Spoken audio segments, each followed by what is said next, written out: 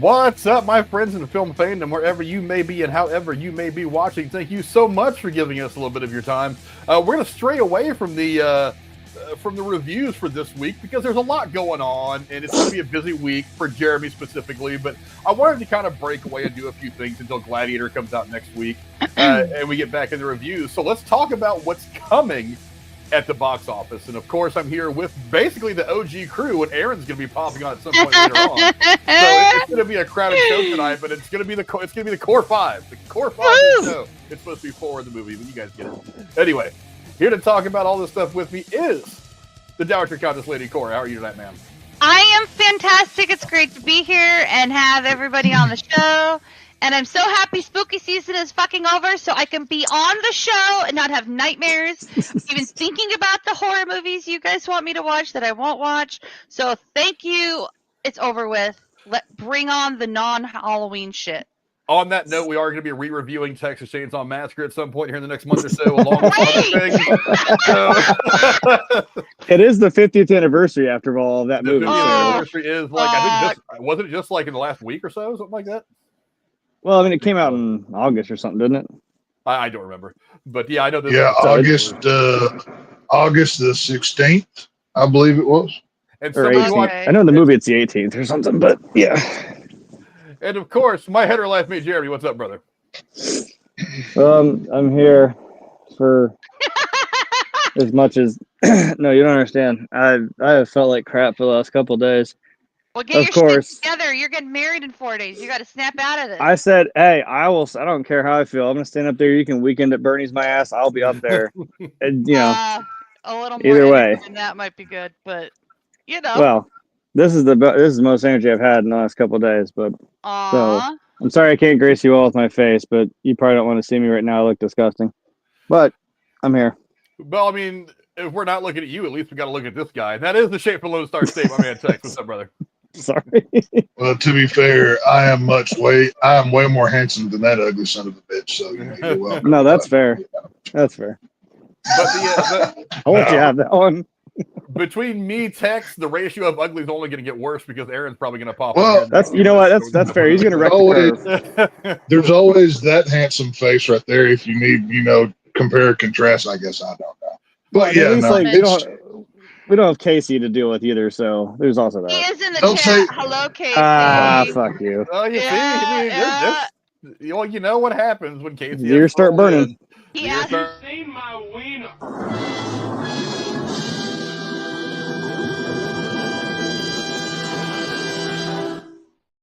I have to tell you, gentlemen, I almost got Drew on the show tonight. Almost. Oh, God. Almost got Drew on the show. I have told Drew multiple times. I haven't talked to him in a while. I need to reach out to him again. I might try. He's in Denver right now. He drove there, by the way. I know. I've told him several times. I'm like, dude, if there's a movie you want to do, call me. We will make it happen. I will get it together. You set up around your schedule because I know he streams almost every day anymore.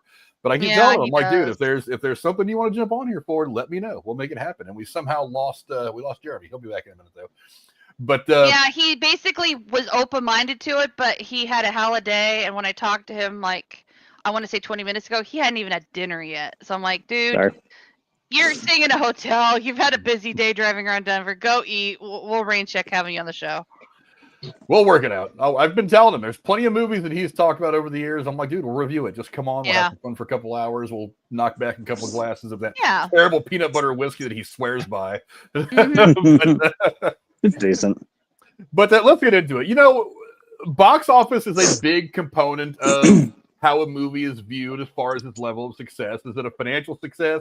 Is it a commercial success? Is it a success of the fans? Those are all three different things, but they are important parts of the success triangle, if you will, about what a movie is considered. And it's been a rough go for box office the last several years. Now, we can blame a lot of it on COVID, and that would be totally understandable. We can blame a lot of it on COVID hesitancy. Some people are a little weary about getting back out, but we are 3 years past the worst part of it now. Production is back at full schedule. A lot of stuff that got pushed because of COVID shutdowns are back to filming, and a lot of the stuff is now hitting the theaters. So I would say that we're back in the full swing of things. So the big question is how is the box office going to look for a lot of these big tentpole movies now that they are starting to come out more hot and heavy? The schedule is getting a little thicker of the big budget movies. So we're not just going to be seeing the $200 or $300 million movies that people are putting out there just to take advantage of the fact that Marvel basically stopped filming everything for a year and a half, and DC is going through the changes, and Jurassic World is going through some changes. They're transitioning to a different part of their franchise. Star Wars, who the hell knows if we're getting another real Star Wars episodic film ever again. Actually, we are. I mean, apparently we're getting 3 more, but I don't really know. But here's the thing: even if we get one, will it be any good? We'll get them eventually. It's not going to come out in the next year and a half. So I guess you can kind of take that off. I have no faith in it. And y'all made fun of me for growing up during the prequels, and I mean, it's pretty funny now considering those are like fucking Shakespeare compared to the shit we've already gotten from Disney. Rock. So me, I don't care what anybody says. I know. I'm like, I was never a hater of it. I watched the originals when I was a little kid, and then watched the prequels when I grew up with them, and I was kind of excited. Being a young adult seeing these new ones, I was excited for it, and then it just kind of tanked, and I'm like, well, okay, maybe we don't do that again. But there's talks of having 3 more episodes, and I'm like, I don't know why you haven't learned your lesson yet. Just please stop doing it. Or give it back to George. I don't know. Just fucking do the right thing, please. Well, we're going to go over 6 films that I feel like have the best chance of cracking $1 billion. And then probably we'll all go around and throw out maybe an oddball one that we think could be a bit of a dark horse to maybe crack $1 billion. I don't think there's a lot of them out there that make a lot of sense, but there's a couple I think that in the right circumstances, the right formula of things happening in the world could potentially make $1 billion.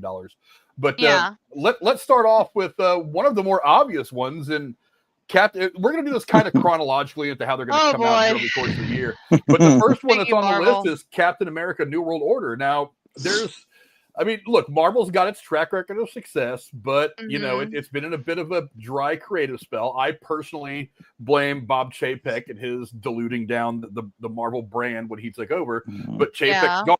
Iger's back. He took everything off the release calendar for last year. The only thing that was going to come out was Deadpool and Wolverine. Gangbusters. I'm sure we'll mention that in passing over the course of the video. But I mean, if it's a Marvel movie, it's introducing a couple of characters that have long been wanted on the big screen. That one right there, the big red guy, Red Hulk, is one of the main ones. There's potential here. I'll go to you first, Lady Cora. What do you think the chances are of Captain America: New World Order or Brave New World, whatever the hell they're calling it now? I think it's Brave New World is what they officially said. I'll say they'll get to $1 billion if they use this movie to promote Viagra as the big red pill. Take too many, take some Viagra and you'll turn into this.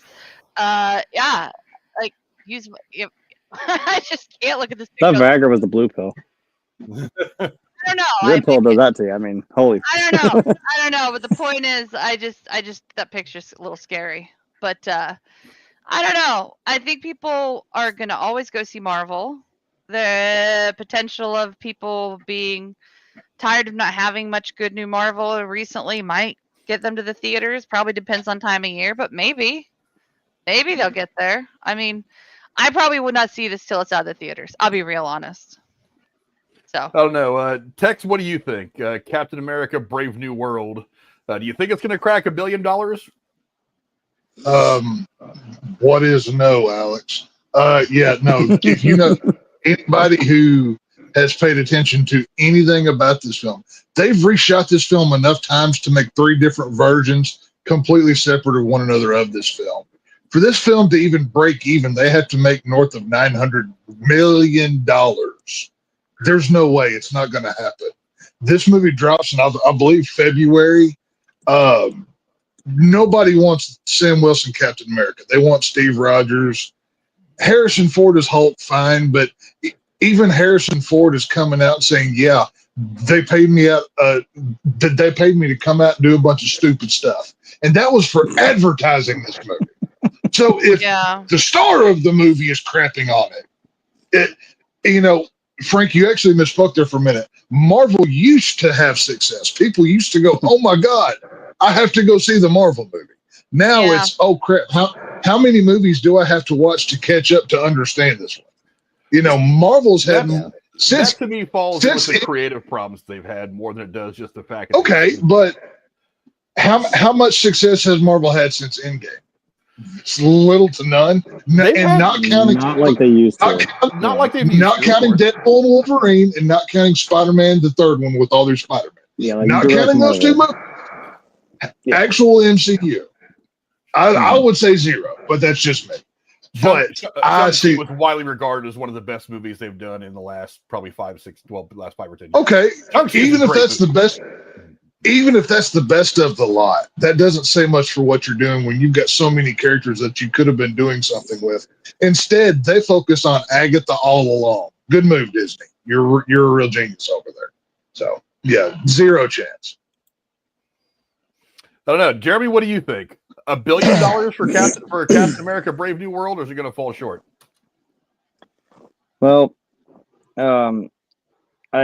since I'm huddled over my phone, I don't have my set up right now. I'll be looking at stuff, but I will take Texas' word for it with the budget. That's a big thing to look at. And I'm like, if you're telling me if you basically have to make $1 billion start to make a profit, that's kind of a glass cannon that you're working with here. That's like, well, you're taking this chance that you think it's going to make that much. If you want to put all this money into this movie, but you want to make sure you make a quality thing that people want to see.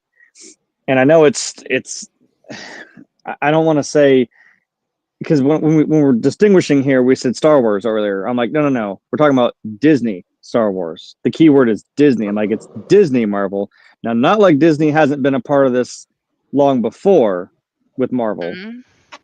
So I'm not saying it's, that disparity is a little different. It is true that after Endgame, it's like, I know we had this big grand plan and build up to this whole big shebang of Endgame. And then it's like, now we're just kind of trudging past that point.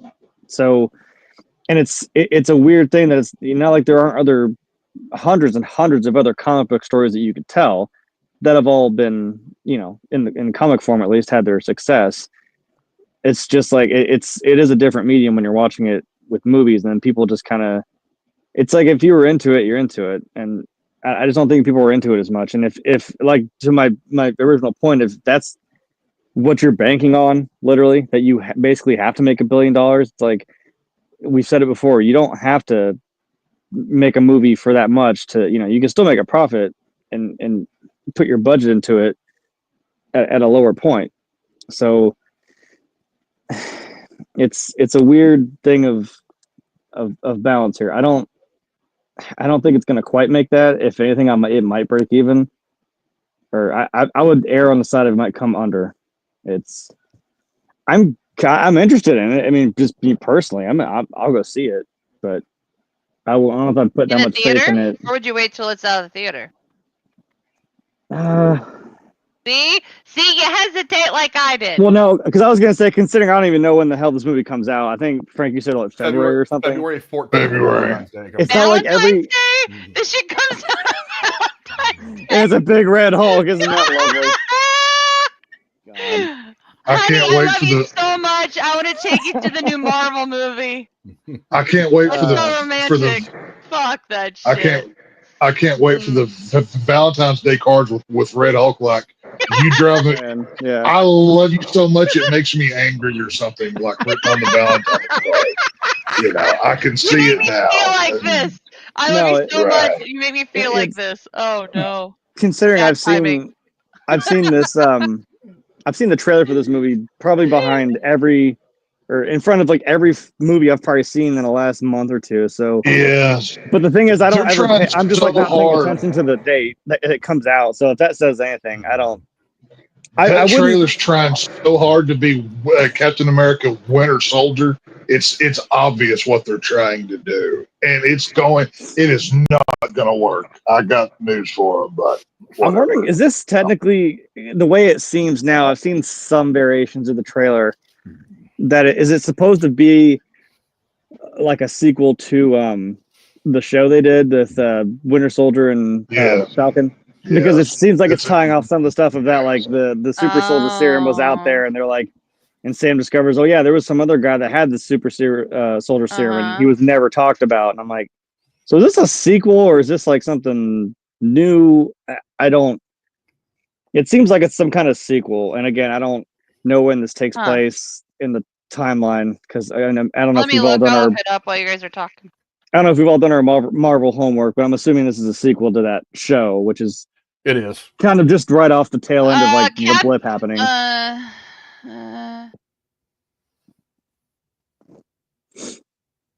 don't know. There's a bunch of stupid shit here. I have it's a bunch of stuff. It does come after the events of Falcon and Winter Soldier on Disney Plus.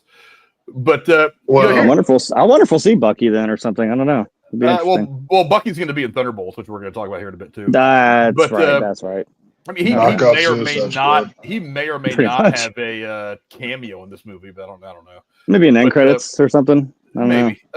That could lead into your Thunderbolts movie. I mean, that could be how that works. Well, Thunderbolts only comes out like 6 or 8 weeks after this movie, so I mean, that's what I mean. That'd be your end credit scene then. Like lead into Thunderbolts then with Bucky. Yeah, I would imagine something in there is going to allude to what comes next. If they're getting back to the original formula of what Marvel kind of uses in post-credit scenes, then great. Okay, here's something that might help. Following the election of Thaddeus Ross as a president of the U.S., Sam Wilson finds himself at the center of an international incident, blah, blah, blah.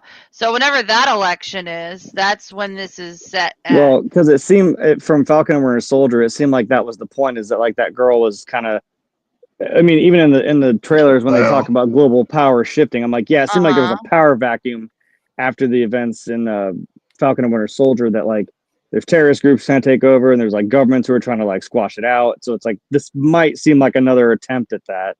So I don't know.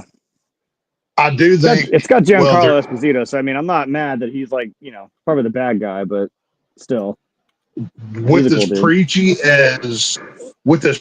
as Falcon and Winter Soldier was, with all the political correct nonsense, and this movie comes out in February, Black History Month, and we've got Black Captain America, and if you watch the trailers, the whole, you're not Steve Rogers. I wonder how preachy are they going to get with white people, bad racism, and or Trump allegory, and Thaddeus Ross as president. I'm also expecting that as well. So I got a heavy feeling they're gonna, because I mean, which project was it where Sam Wilson was like, yeah, I couldn't even get a bank loan, or I'm a sad black guy, blah blah blah blah, whatever. Like, I got a feeling they're gonna get real heavy handed with the white people bad thing in this movie, but identity politics, woohoo. It was him trying to help his sister get a loan or something for their the fishing business they had. Yeah, the fishing boat with business. The boat, and the house was mortgaged. I can agree that it's like they were trying to tell them, like, no, do you understand? Half the damn world disappeared and then suddenly came back in out of fucking nowhere. Do you understand how much it fucks the world? And they're like, yeah, but it's because we're black. And I'm like, dude. That's kind of what it felt like to me. And I'm like, I know I'm saying that as a white man. I understand what the crazy shit I just said was.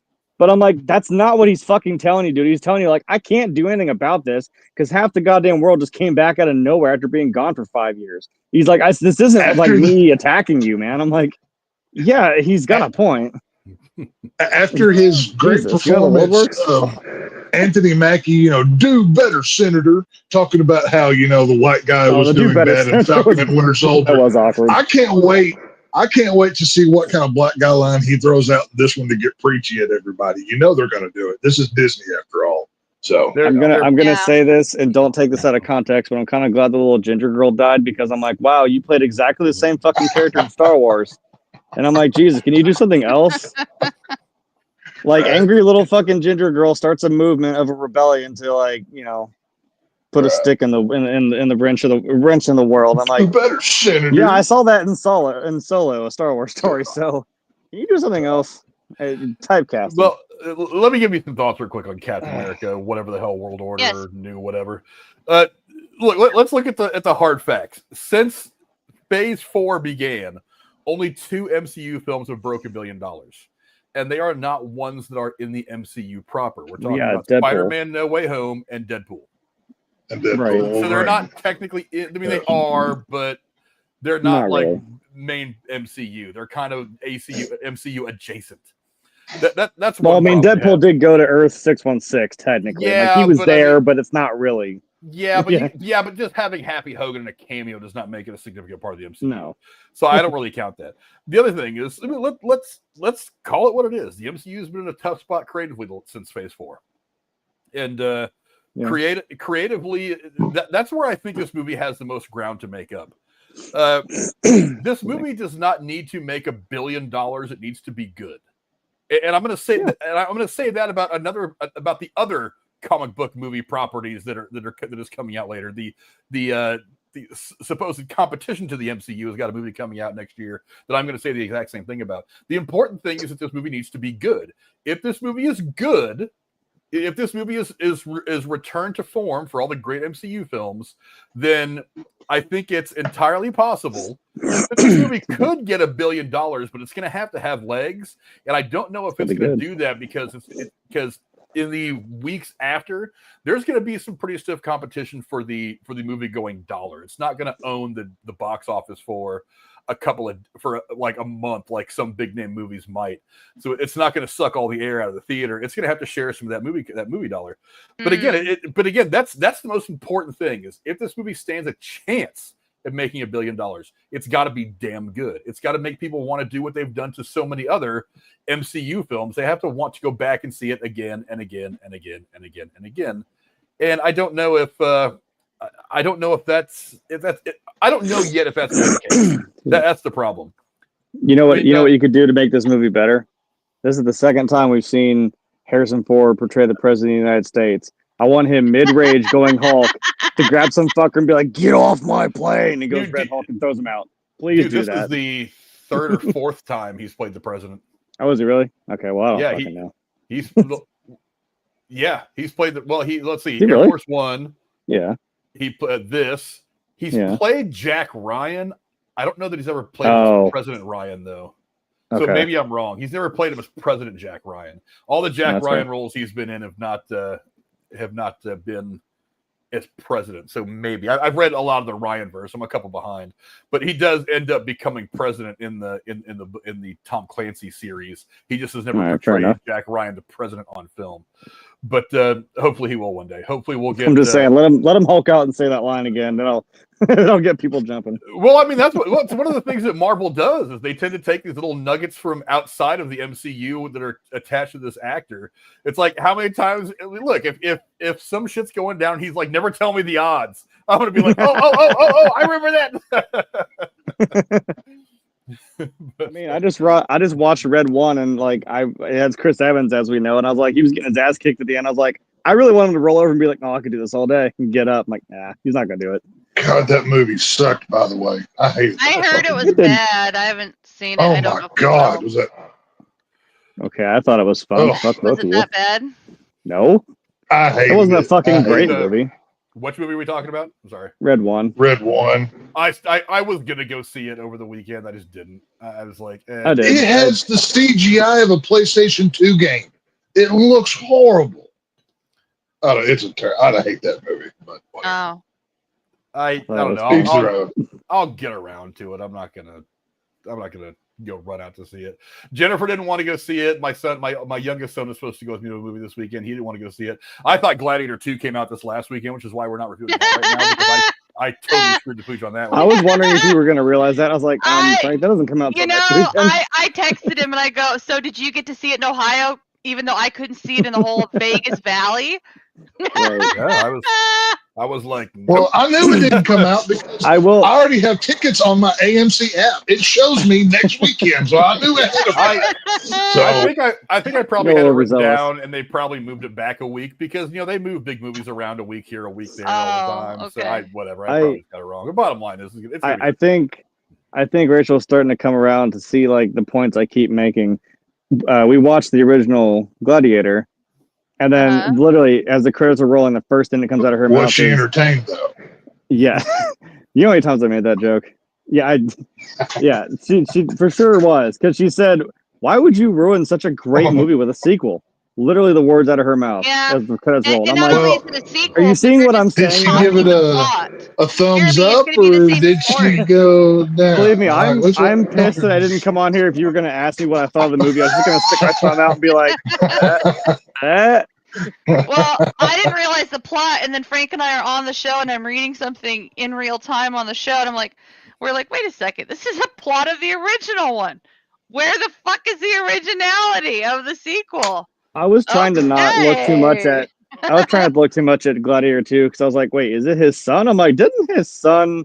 Well, they infer that she fucked him, and he could have knocked her up. Well, no, I And know they who were quote it's. lovers, but I No, don't think it's the it's timing, because he was married and their sons were the same age. He's not going to be fucking her when he's married to his See, wife. To be fair, I hadn't seen This that is movie in how like good. 10 years. I never caught that. I was like, oh, is Lucius like his illegitimate son? I was like, oh, that's No, okay. no. Well, that's how you do it.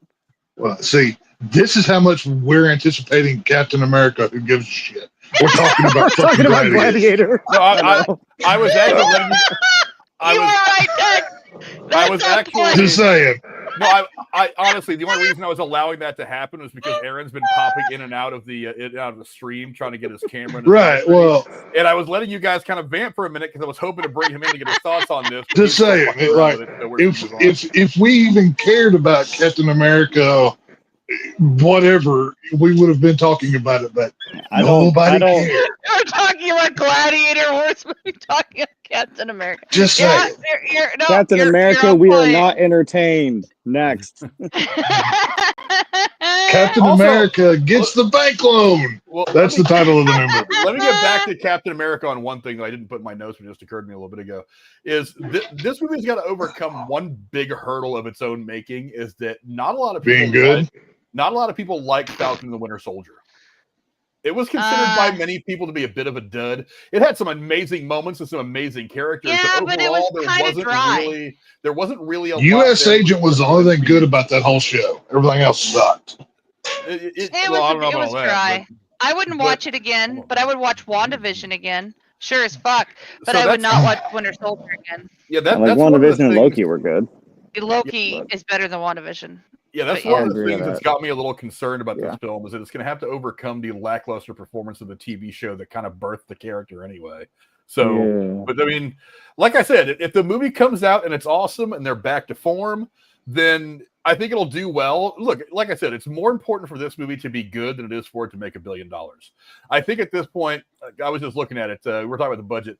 According to the movieblog.com, Brave New World already had a hefty price tag of $275 million before the reshoots began.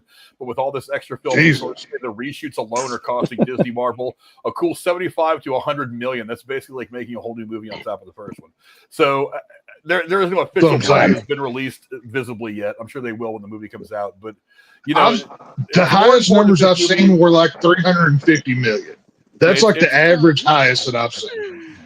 Damn. It's much more important that this movie's good than it is that it's a money. Yeah, if it's good, people will Disney go will be see it and they'll okay. give you your money. But like, you got to Disney will make be good okay. entertainment.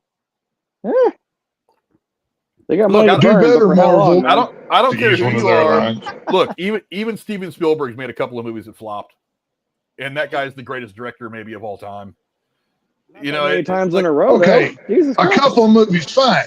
But the MCU, as it's been so named because of their identity politics nonsense, have ruined everything good that Marvel had going at the end of Phase 4. Yeah, but Nobody that's not- cares anymore.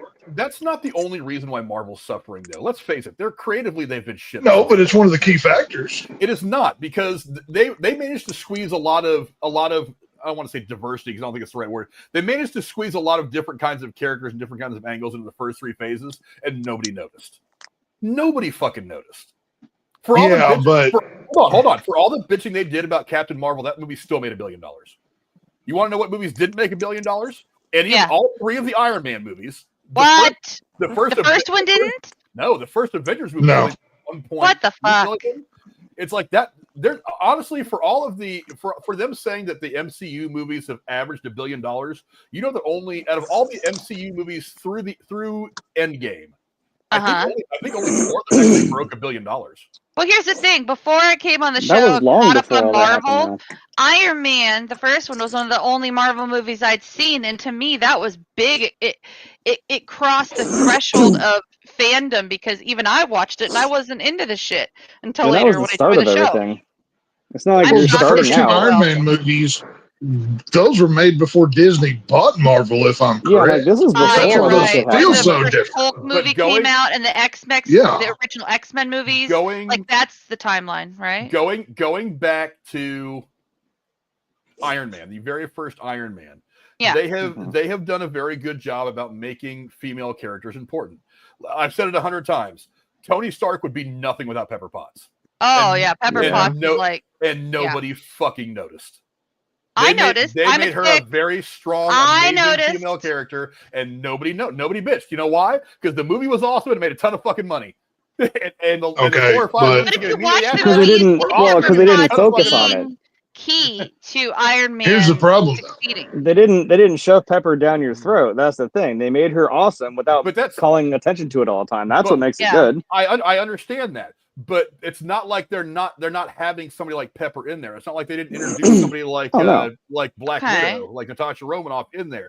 They brought in all these different kinds of characters. They made it work. It wasn't until Chapek got in there, and that's when Disney really kicked up all their bullshit, that it got really Yeah. annoying and obnoxious. So Disney's always done a very good job, really from its inception. I mean, look, Disney's done a very good job before the Marvel years of being able to make movies that are not inclusive, but they encompass all of the viewers very well without being snooty about it. Disney got in trouble when they started to get snooty about it. That's Oh. but anyway, Well, when hold on. I got to get off this because I also got to bring on Aaron. I don't want this to go forever, but I want to bring on Okay. Aaron. Aaron, give me some quick thoughts. Captain Aaron, America, first whatever of the all, hell. Hello, welcome to the show.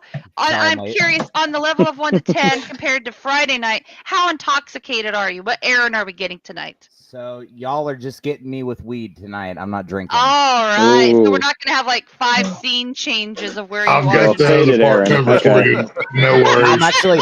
So the reason I'm late is because I had to stop and get all my stuff from the storage unit to set up this camera, and Oh, they had the back door locked and broken, so I had to like walk around the building 2 different times. It was fucking stupid. great to but see you and glad you're here. It's good to hear from you.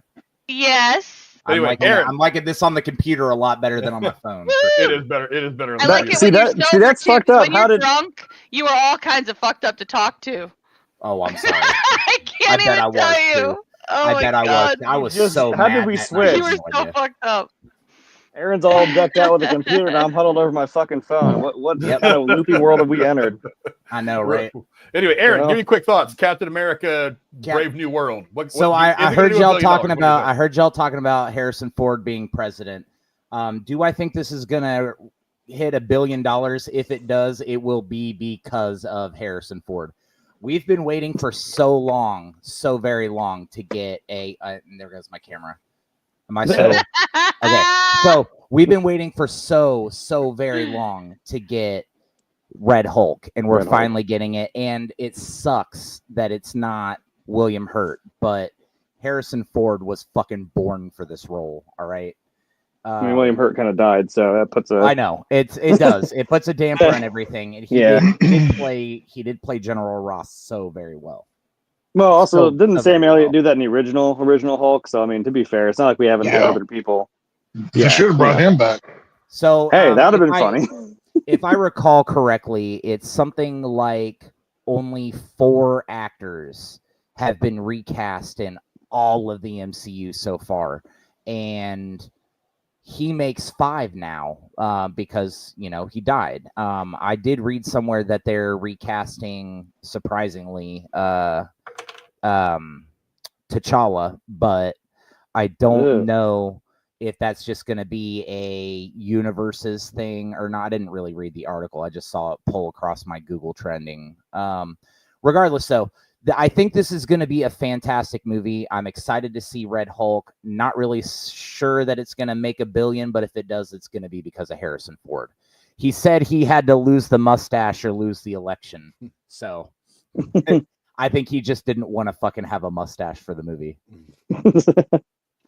Like Harrison Ford couldn't rock it though. I mean, come on, man. Oh, you know that he can. Okay, let's be tired honest. of it. Harrison Ford can rock anything. Let me tell you a story about this. I probably said it before. I was a teenage girl, and he was on the cover of some magazine. Oh boy. And he's sitting Han on a Solo. porch, wearing jeans and a t-shirt, barefoot, with his hands behind his back, and just smiling. I'm like, that is so fucking sexy. A man just sitting there barefoot, sitting on a porch. Yeah, it was great. I'm a teenager, and yeah, it was great. It was a great moment. I mean, so he can That's rock stupid. anything. It also helps that being Harrison Ford, but Oh, there's Harrison that. Ford, he's nothing.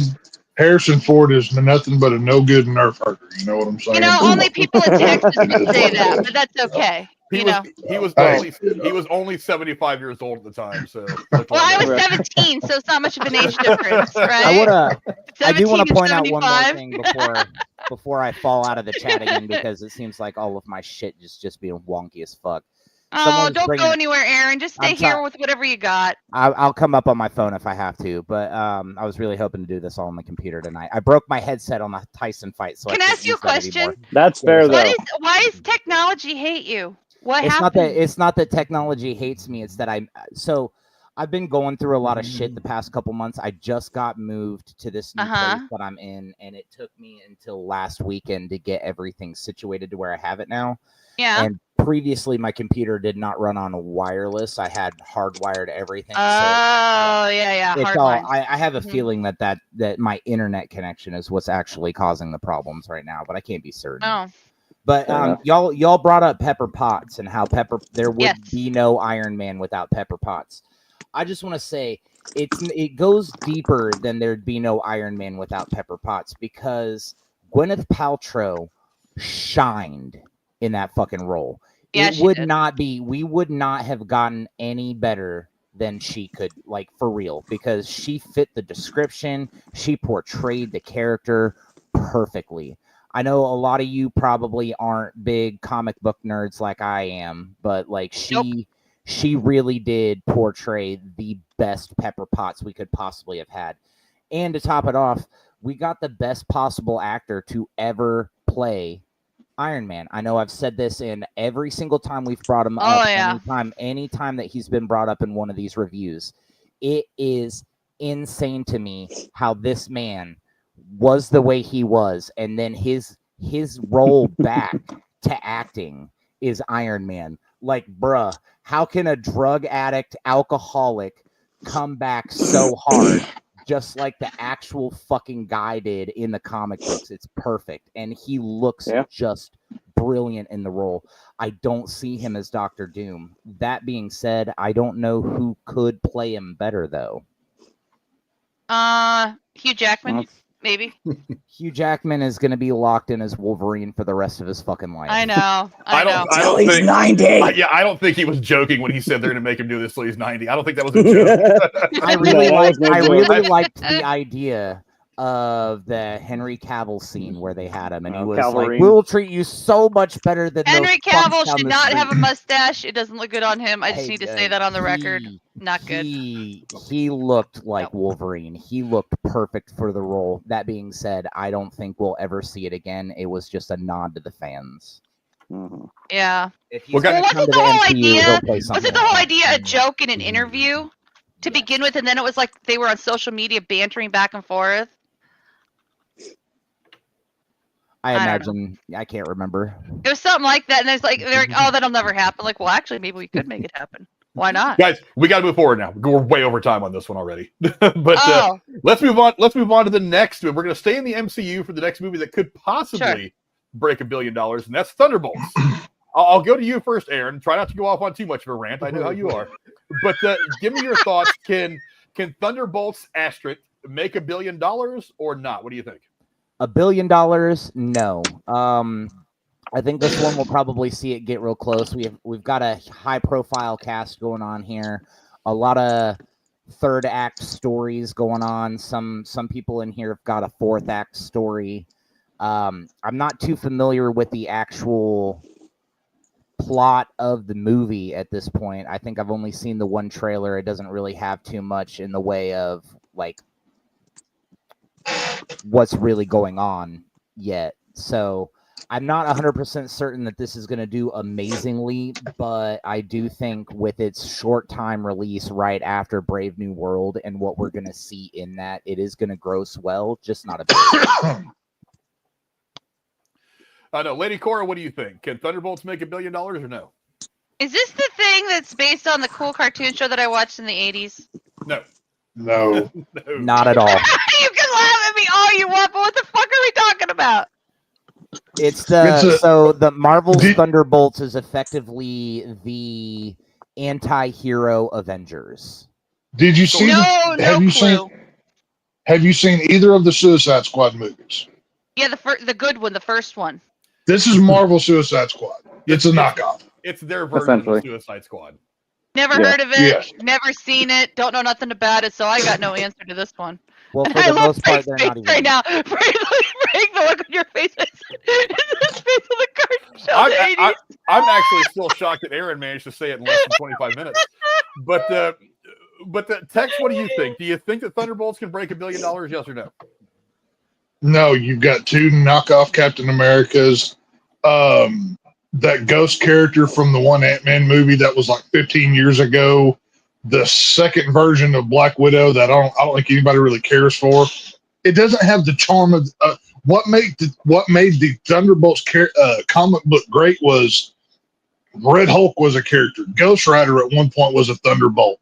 Punisher was there. You had a variety of different superheroes. You've just got like everybody is human. It's like there's too much similarity between the characters. The trailer looked boring as crap. This thing won't make 500 million, much less $1 billion. There's no way in hell. Jeremy, what do you think? Thunderbolts, $1 billion, yes or no? Considering I haven't seen a damn thing about it, because, like I said, they're too busy planning a wedding. Well, there's that, but I mean, every trailer I see is of the Captain America movie. I don't really. I know of this, and like we said, it's basically your anti-Avengers group, but it doesn't seem like this has like a big wind-up of like, you're just seeing this all come together. It just kind of happened, and that's why anyone who's not as steeped in this as, like say we are even, they're kind of just like, what is that? Like, where did they come from? It's like, oh, but you didn't watch Captain Falcon and Winter Soldier. You didn't watch the Black Widow movie. You didn't, to know where all these characters came from. So I don't know. I don't really know if there's a whole lot there to get to that. I don't know what its budget is, but I could probably tell you I don't see it making $1 billion. Yeah, I think that this movie is going to suffer from a lot of the same things I talked about for Captain America. All those things I said for Captain America are probably going to lean on this as well. But there's other things I think are at play here. Number one is because it is kind of a hodgepodge of characters. I think that of all the movies we're going to talk about tonight, the 6 main ones, I think this is the one that's least likely to hit $1 billion. It's still going to make good money, but it's not going to make $1 billion. But I want you to think of this real quick. You've got a bunch of ragtag characters that nobody knows shit about. They've all been kind of like cherry picked from vague areas of the MCU. You've got the Ghost, who was only in the one movie and wasn't really explored until like the third act of that movie. You've got Walmart Captain America, who people still don't really like, but I mean, I liked him more when he turned dark. But I mean, he's still not the Captain America that we wanted. Then you have Russian fat Captain America too. He's entertaining though. At least he's great. He's not even Captain America. He's the U.S. agent. He's great comic relief. Hey. Hold on. He's great comic relief. That's the part that he serves. Oh. You got Bucky, who's going to be the one super serious guy that kind of breaks at the comedic part. I get it, but that sounds a lot like another movie that we got from Marvel. They took a bunch of guys who only people who had ever read the comic books had heard of in Guardians of the Galaxy, and they turned that into one of the more profitable trilogies in the MCU. The first Guardians made $773 million, the second made $863 million, and the third made $845 million. I mean, look, not $1 billion, but they've done pretty well with this kind of movie before. Don't be surprised if this movie pops off for about 800.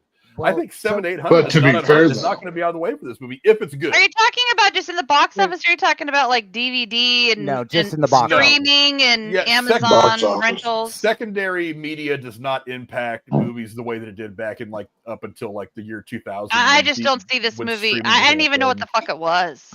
So I've got two things. This here. movie First doesn't of have all, a- Yelena Belova is fucking hot as shit, and she can get it. I would watch the movie just for her. Tell us But- how you really feel. Does she Well, get your no, for dick hard, Aaron? Always. Jesus Hey, Florence Pugh also fits under that flag. Christ. I'm not So- gonna lie. So and then Oh, to fuck. bring in a whole other point, Cora, do you know who the team is named after? I know you've said that you've No. not seen anything about. So we already have talked about this. This movie's grossing is going to have a lot to do with whether or not fans are going to be itching to see the Red Hulk for round 2, because the Thunderbolts are named after General Ross Thunderbolt. So he's There gonna was a be in there was a charge rumor of that it. Red No. Hulk was going to be the main villain in this movie, but I don't know if that's the case anymore. Initially, it was, but well, one of the versions of this movie I've heard he was the villain. Now the villain is Sentry, the hero that transform, like he's a regular guy, but he transforms, but into a suit, into a white dude with long blonde hair, kind of Thor looking. But I don't know who they got to play him in this one. I haven't seen the character yet of Sentry, what he looks like in the movie. I don't know. Yes, it's named after General Thaddeus, General Ross, whatever, the president, Harrison Ford. But it's just, I don't think it's really fair to compare this to Guardians of the Galaxy, because 100%. Marvel was in a much healthier place then than it is now. Back then, they could have released any Marvel movie and it would have done good. Now it's like, oh, it's another Marvel. Like, it's just, the conditions are very different. I don't think it's apples to apples to compare. I think I want to agree with Tex there, because like you said, yeah, you could have released anything. Like you released Captain Marvel in between Right. Infinity War and Hell, Endgame, and of course people went to see it. It's the I'm going to call it the Twilight effect. Twilight was fucking terrible, but it still made money. Like that's the thing. It's like, yeah, that was a stupid movie, and like, yeah, you can say all day that it made bukus of fucking money. I'm like, yeah, but it was bad. And then because then you start getting into that territory, it's like, why are there 700 fucking Fast and the Furious movies? Like, because it made money. I'm like, that doesn't mean you need to keep doing it. Because China keeps Shut up, buying them. Ludacris. That's You're not going to Good gaslight box me office. and tell me you Good should keep box making office these does fucking not mean movies. good movie. because Saying, China like, just keeps because it makes buying money. them. You gotta stop at some point, man. You're beating the dead horse. I don't care if it makes money. God damn. But another thing about this movie that I haven't mentioned yet is it is going to be very badly affected by the quality of Captain America. It's only coming out like 6 or 8 weeks afterwards. So if Captain America comes out and is really good, then I think it's going to help drive people to Thunderbolts, because they're going to think that they might have this impression like, okay, maybe Marvel's got its swing back. I'm a little more excited about Thunderbolts. You're going to see more people maybe running out the first weekend to go see Thunderbolts. If Captain America is terrible, if it is as bad as that TV show was, then I think Thunderbolts, if it's lucky, is going to make $500-600 million. And that's if it's lucky, because it's going to kind of deflate a lot of the anticipation for the triumphant return of quality to the MCU. That's the big show thing. are you talking about? What's that? Which TV show are you talking about? Falcon and Winter Soldier on Disney Plus. Oh, I thought you enjoyed that. I thought we covered that when it came out. I enjoyed it for what it was. Was it great Marvel? No. I mean, like I said, it had good moments. It had some good characters, but overall, it was kind of as they were starting to spread themselves too thin creatively, and I think a lot of the stuff kind of got away from Kevin Feige, because he went from like making 2 movies a year to having 5 movies and 6 TV shows a year. Yeah. There's only one Kevin Feige. He can't be in 17 different writers' rooms at once. He has one directive, and he's given it to them perfectly. And I think no. And it is to be as comic accurate. It's to be as comic accurate as possible, and they have been doing that. No, that's not true. Everywhere. They have it has not to been be comic accurate. You can't you can't make a comic accurate movie, because the movies would be 3 minutes long and would look like ass. No. Because comic books are like 5 pages. What they've done is they've taken aspects of the different comic book runs and they've combined it into a whole new storyline. Comic book accurate when it comes to some looks, maybe. When it comes to some situations, maybe. But these are not direct adaptations of the comic books. They can't be. The way they do scene changes, the way they do, like Deadpool and Wolverine is probably not a great one to look at, especially with how new it is and the way that Ryan Reynolds specifically does his cinematography. But if you go back and you watch, say, Age of Ultron, watch the cutaways, watch the scene transitions, listen to the things they're saying as the scenes are ending. It is lined up perfectly like a comic book that you're watching on your TV instead of reading. Yeah, but you're talking about it feels like every single Marvel thing that they've put out has, to its heart, felt like I've been watching a comic book on my television. Yeah, but you're talking about editing and cinematography as opposed to storylines and acting and characters. Which is what a lot of people aren't going to notice. No, not even just that. The storylines, they've done tremendously. Now, I will say that Civil War was not comic accurate in any capacity. They had some of the sides the right way and everything, but to be completely honest with you, we needed some stuff to not be dead on the nose as it was in the comics. Especially, I'm not happy with the way that they did Carol Danvers and Captain Marvel and all that shit, but they have been consistently making comic book fucking on screen, and it's been beautiful every time they've done it. So I don't really, that's where you and I differ on that so drastically, is you're looking at it from a different perspective, I guess, than I am. But then again, I also I'm really deep into the comics all kinds of ways, so I see it a different way, I suppose. Well, go down to the comments below. Let us know what you guys think. Now, we've already gone through 2 Marvel movies. We'll talk about one of them later on, another one later on. But, I mean, you've got Captain America, Thunderbolts. Do you think either one of those are going to make $1 billion? Go down in the comments below. Let us know, or in the comments if you're in here now. But let's move off the comic book stuff for a minute and move on to the preeminent action franchise probably of all time. One of them that's getting almost as tired as Fast and Furious, but somehow Tom Cruise keeps making these movies watchable. And that is Mission Impossible Final Reckoning is going to be the name of the movie. I'll go to you first, Aaron. Do you think that this movie is going to break $1 billion? Yes or no? Ethan Hunt is quite possibly the most intense action hero that the United States has put out from the 90s.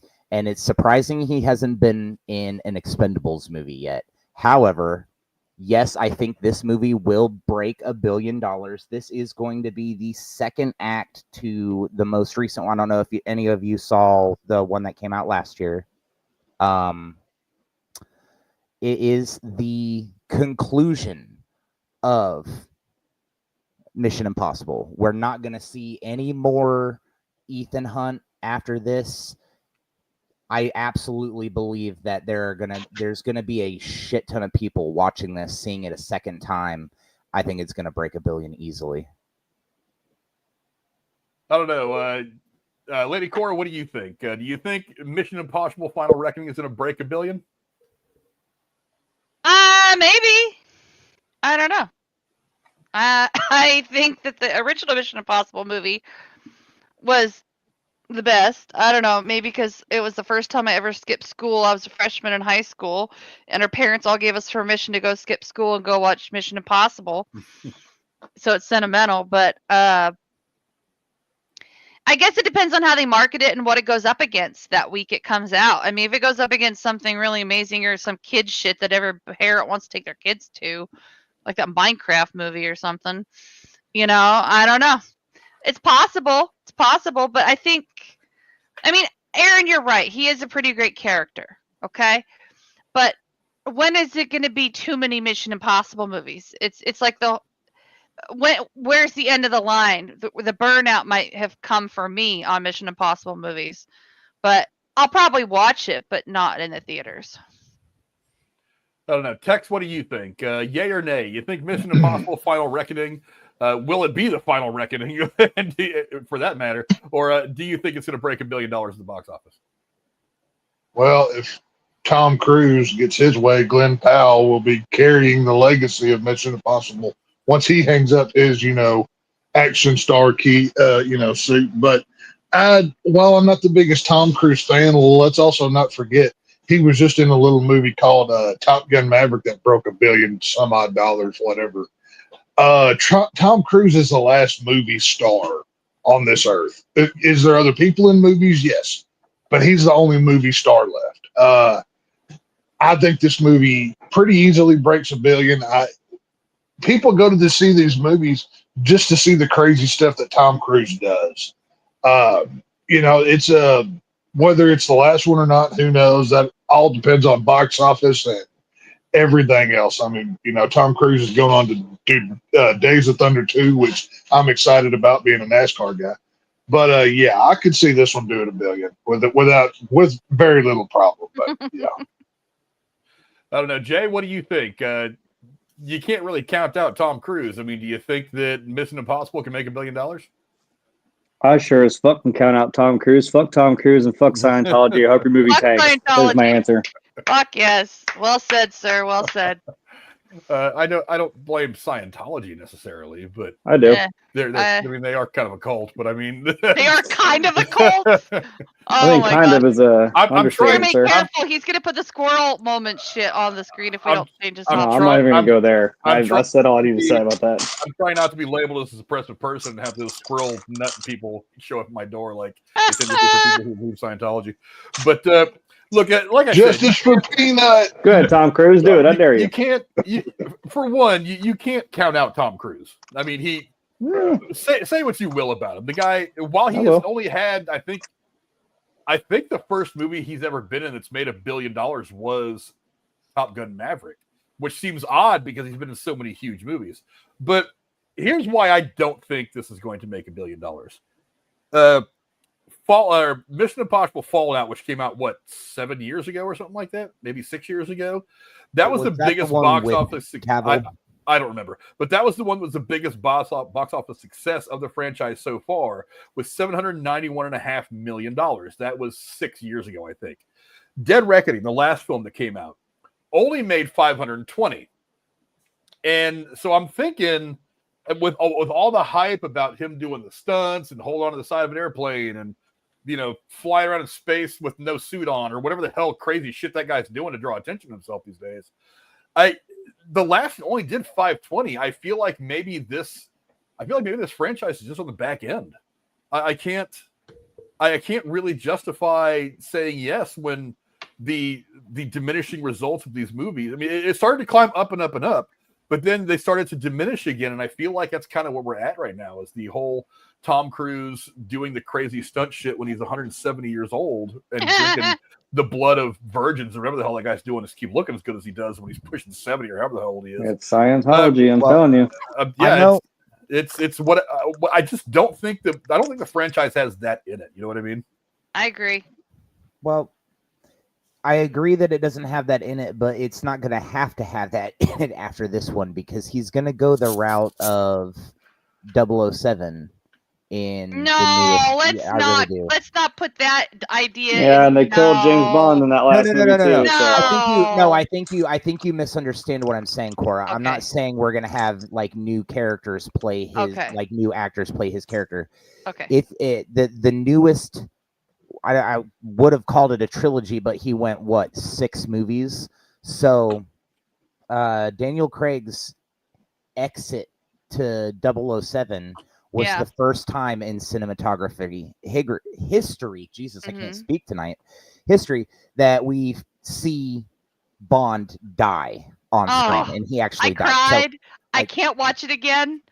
I can't. It's just never happened, and I know they did it. It's really hard for me. I can't believe that they did it, but I think that's what we're gonna see at the end of this movie. Is Ethan Hunt is gonna sacrifice himself for the final mission, which already has to do with this dude from his past. They're bringing back characters from the original trilogy.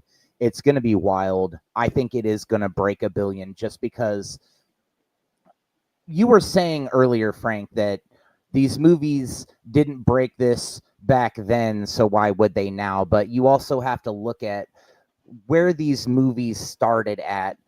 The economy is not in the same spot. So the inflation, are those numbers adjusted for inflation? That's the question. Those are from Wikipedia, so maybe not. I don't know. I can run a quick.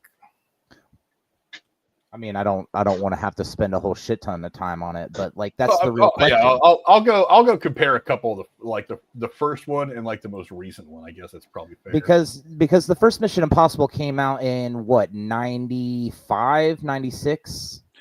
You want to know? I actually thought that the other day. The first Mission Impossible movie came out the summer I graduated high school. Do you see the gray? Do you see the receding hairline? That's how long ago the first movie came out, and Tom Cruise still looks like this. That's what I'm saying. Frank, you need to go. Maybe there's something to this Scientology thing. I don't know. You obviously need to take more of the adrenochrome and drink the baby blood. Maybe exactly. You won't have that gray hair. Maybe I should go buy a copy of Dianetics and see if that helps. No, don't. They're all fucking vampires. That's the only explanation. Look at Keanu Reeves. That's all I have to say.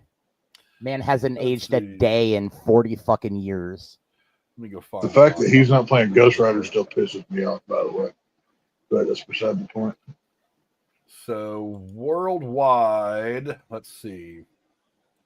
Worldwide Mission Impossible came out May 22nd, 1996. So it came out right around the time I graduated high school. It made $457.7 million worldwide. Let's see. Let me put that in the old inflation calculator. Let's see. From 1996 in 2024, that would be $920 million today. So that would still be just short of $1 billion, adjusted for inflation. Just shy of $1 billion on the first one, and this is a huge fucking franchise. This is the absolute end of it. There is no chance that it's not going to, and I guarantee he's going to die at the end. This is going to break $1 billion. Well, let me do this real quick. The highest grossing one that I was talking about, that number there. You said that was Fallout? Yeah, they came out in 2018. I think that's when it came out. That still didn't quite do it. 995 million. So that still didn't quite do $1 billion. It came knocking the door though. That's another reason why I was gonna say fuck Tom Cruise, because I saw something coming out that said Fallout, and I knew we were getting a Fallout series, and he fucking played with my goddamn emotions. So fuck Tom Cruise twice for fucking with me like that. So but we got Fallout, and it got its awards, and it got its due. Do you? Normally I'm on the other side of this with the Jamie Lee Curtis hate, so it's kind of weird to be on the other side. But do you hate Tom Cruise or Shamalama Ding Dong guy more? Who do you hate worse? Is that what you're trying to say? No, the director, talking about M. Night Shyamalan or whatever the hell that M. Night Shyamalan. I fucking hate M. That Night guy. Shyamalan. Yeah. So out of those, Jeremy, if you're on a bridge and you're holding both of their hands, right? They're both dangling. Oh my gosh! Which one are you letting go of? I gotta know. I'm throwing up my best touchdown, and I'm fucking letting both of them go. Fuck it. You gave me the choice. And because you answered the question that way is why we can be friends. I appreciate it. I like the anarchy. I like that. I dig it. It's good. Anyway, go down in the comments below. Let us know if you guys think that Mission Impossible Final Reckoning, A, if it's going to be the Final Reckoning, and B, do you think it will be $1 billion at the box office? The other movies have come close, but not quite gotten it. Adjusted for inflation, which I think is a really shitty argument to make. But, I mean, bottom line is, none of them have really come close in their time. I don't think this one's going to quite get there either, but it's got a chance. But let's see. Next, we're going to be talking about where are you at, Brooding Gamer? I expect it to pop up at this point. Jurassic World Rebirth. Where is he? I will be pissed on his behalf. Trust me. Yeah. Well, I mean, it's coming whether we wanted to or not. I personally would have waited a little bit longer, but they, in their infinite wisdom, have decided they're going to jump right back into the dinosaur world. I'll go to you first, Lady Cora. You've seen the Jurassic Park movies, at least the first three. We've gone over them all. Do you think the Jurassic World is going to break $1 billion? I think of all the people on this show, I think I love the Jurassic Park movies second to Alan. Okay, just saying. That's fucking fair. love these movies. I want more. I don't care how bad they are. Fuck it, I want it. I don't care how bad. I want it. Give me 20 of them. I don't know. Hey, Ron, what do you think? $1 billion, yes or no, for Jurassic Park or Jurassic World Reborn? I gotta be right back. 2 seconds, okay? Okay. To be honest with you, I feel like the Jurassic Parks have fallen off. The original trilogy was great. It was fantastic. The newer trilogy, I think I've seen all three of them, though I might have seen them out of order. Certainly not in theaters. I did see the first Jurassic World. So this, correct me if I'm wrong, this makes the fourth one of this now, correct? Of the Jurassic World films, yes. But it's essentially going to be the start of its own trilogy. None of the other characters are coming back. God. It's going to be a whole new story. So it's going to be basically its own 3 films. It's like the seventh movie in total. So it's Lost World, Jurassic Park all over again. Maybe. We don't know yet. We don't know. But in its own fucking trilogy. All right. I don't know. I could see it possibly doing well. The CGI's come a long way, but if they go back to animatronics like they had in the past, I bet they'd. So this is like, I don't know if it's one of the ones that we're going to talk about. Actually, I think it's already out, isn't it? Alien. Yeah. So they did that movie with entirely practical. There's a lot of practical stuff. In not that a lot. Good. Entirely. It was not a lot. It was entirely practical effects the entire time. No CGI for any of that shit. If they do something similar to Alien in this movie, it has the potential, but I really don't see it being $1 billion. I don't know. Go ahead, Jeremy. Give it. let us have it on behalf of Brooding Gamer. Give us your thoughts. Do you think Jurassic World Rebirth is going to be $1 billion movie?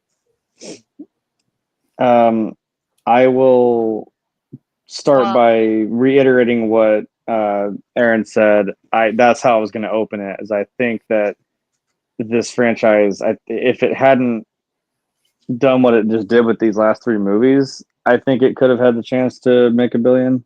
But I don't think we're starting off on a good foot already. I don't know if anyone's really interested in this. And I don't care if you put Scarlett Johansson in it. I don't think it's still going to save it. I just found out that they were doing this like when you guys pulled it up on the screen. Hey, you guys, I have Alan on the phone on my mic. He wants to say a couple things about the Jurassic. He can't hear you guys. Tell us what you think. Do you think it'll be $1 billion movie? What do you want to say? God damn you. I don't know. I'm kind of back and forth on it. I think as a huge Jurassic World fan, I do think that maybe it's getting a little iffy on if they should keep making them, but I have high hopes as usual. I know while many fans are going to be sitting back on it, I'll definitely be rushing to the theater. But will it be a $1 billion success? Probably not. But will it be a fun time for the Jurassic fans? Most likely. Right. I'm wondering why the hell you didn't take advantage of the link that is in our YouTube chat to pop in here for just a minute. Advantage of the link in our YouTube chat, but maybe he can't. Maybe he's busy right now. I don't know, but we got him on the show to talk about Jurassic Park. So there we go. I got home from work. So. I think we're beating a dead dino at this point. Like I said, it's got too much of an upward. Said we're beating a dead dino at this point.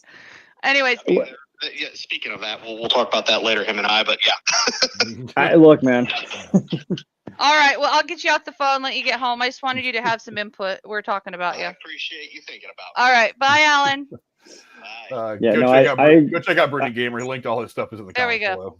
No, I agree with Aaron. That's where I was going to start with. Is like you said, I think this now has it's trying to follow the Jurassic World trilogy that we just had, which I mean, I agree with him. Yes, I went to see them, and was it fun? I mean, yeah, Big Dinos is fun. Was it great? I think 2 confused me way too goddamn much because they tried to cram so much in at once, and they're like, "Hey, she's a clone." What? And then he gets killed. I'm like, what? What the fuck are we doing now? Hey, do you know this guy? What, the farmer from Babe? Yeah, that dude. What about him? Oh, he was there the whole time. Get the fuck out of my face. No, he wasn't. He was here because you wrote him in the fucking movie a month ago. Like, oh my God. You got to make it believable to me. And I know I'm talking about a movie where fucking genetic dinosaurs run around an island. Or now they run around in the world. So I don't know. I don't know what we're trying to do here with this. It's kind of in a weird corner. And it's, like I said, it's got an uphill battle. Like I said, like with trying to do more Star Wars now that we've done 3 movies that were kind of So I don't think it will. Tex, what do you think? Do you think Jurassic World Rebirth is going to break $1 billion? I can't believe nobody else has used this line, but I'll be happy to take it. Just because you can doesn't mean you should. This is not going to make $1 billion. I have no urge to see this. Jurassic Park should never have been a franchise. It has one good movie, the first one. Everything else has sucked. I'm sorry. It just is what it is. Don't care. They haven't done it any better since the first one. They're not going to do any better with whatever crap version they come up with. So no, I'm not saying it won't be successful, but it's not $1 billion film. So no, thank you. I'll see it for review purposes because I know we'll be talking about it. But other than that, I don't really care. I got to be honest with you. Look, I'm of two minds about this. One of them is it's the franchise, again, like you said, like we've said about other things already so far, it's in a bit of a creative slump. It's really hard once you get past a certain point of franchise. Fresh. We've talked about it a bunch with horror movies, how we get to like the 9th, 10th, 11th, 12th version of a horror movie. It's really hard to make it new and fresh. At some point, you're just like, how creatively can this guy kill teenagers again? And it gets a little dull for the average film goer. I get that. But say what you will about the Jurassic World films, the most recent trilogy. Jurassic World, $1.6 billion. Fallen Kingdom, $1.3 billion. Dominion, just over $1 billion. All three of those have made over $1 billion, and a lot of people have hated them. Now, this has got a couple of things going for it. Number one, a fresh start, fresh cast, fresh stories could be what the franchise needs to reinvigorate itself a little bit. I think that will help. Also, there is a curiosity factor. What kind of characters are these people going to be? I mean, you've got what's his name, Scarlett Johansson coming in, taking over as like the primary lead. She's got her fan base that's going to go see it. A lot of people like her. I'm going to go see it. But you've also got Mahershala Ali, who, say what you want about the Blade stuff. He's a fantastic Oscar-level actor on his own. He's going to be in it. There's other actors that are going to be in it that I really like. Ed Skrein from who played Ajax and the first Deadpool is going to be in it. So, I mean, who really knows what this movie is going to be? There's a curiosity factor.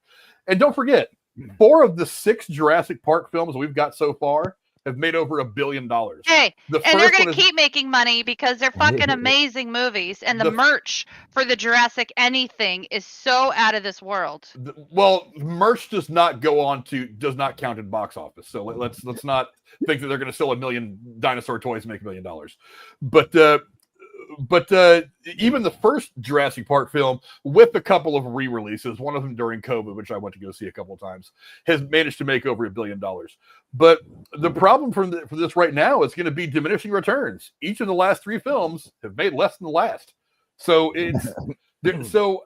I mean, it's one of those. It's like so many of the films that we're going to talk about tonight. Really, all of them. A lot of it's going to come down to film quality. Is the film going to be good? If the film is good, it's going to carry a little bit. I don't really know what's coming out in the theaters around the time this movie is coming out. I'd like to see that. But if it's good, it's going to carry a little bit. And to top it off, the Jurassic franchise has its own very big fan base, like this guy right here, like your ghost host. It's got a very big fan base that in and of itself can support these movies up to a pretty high extent. If you get the casual moviegoers to hear from them that the movie's good, they're going to run out to see it. You're going to see a decent drop in the second weekend.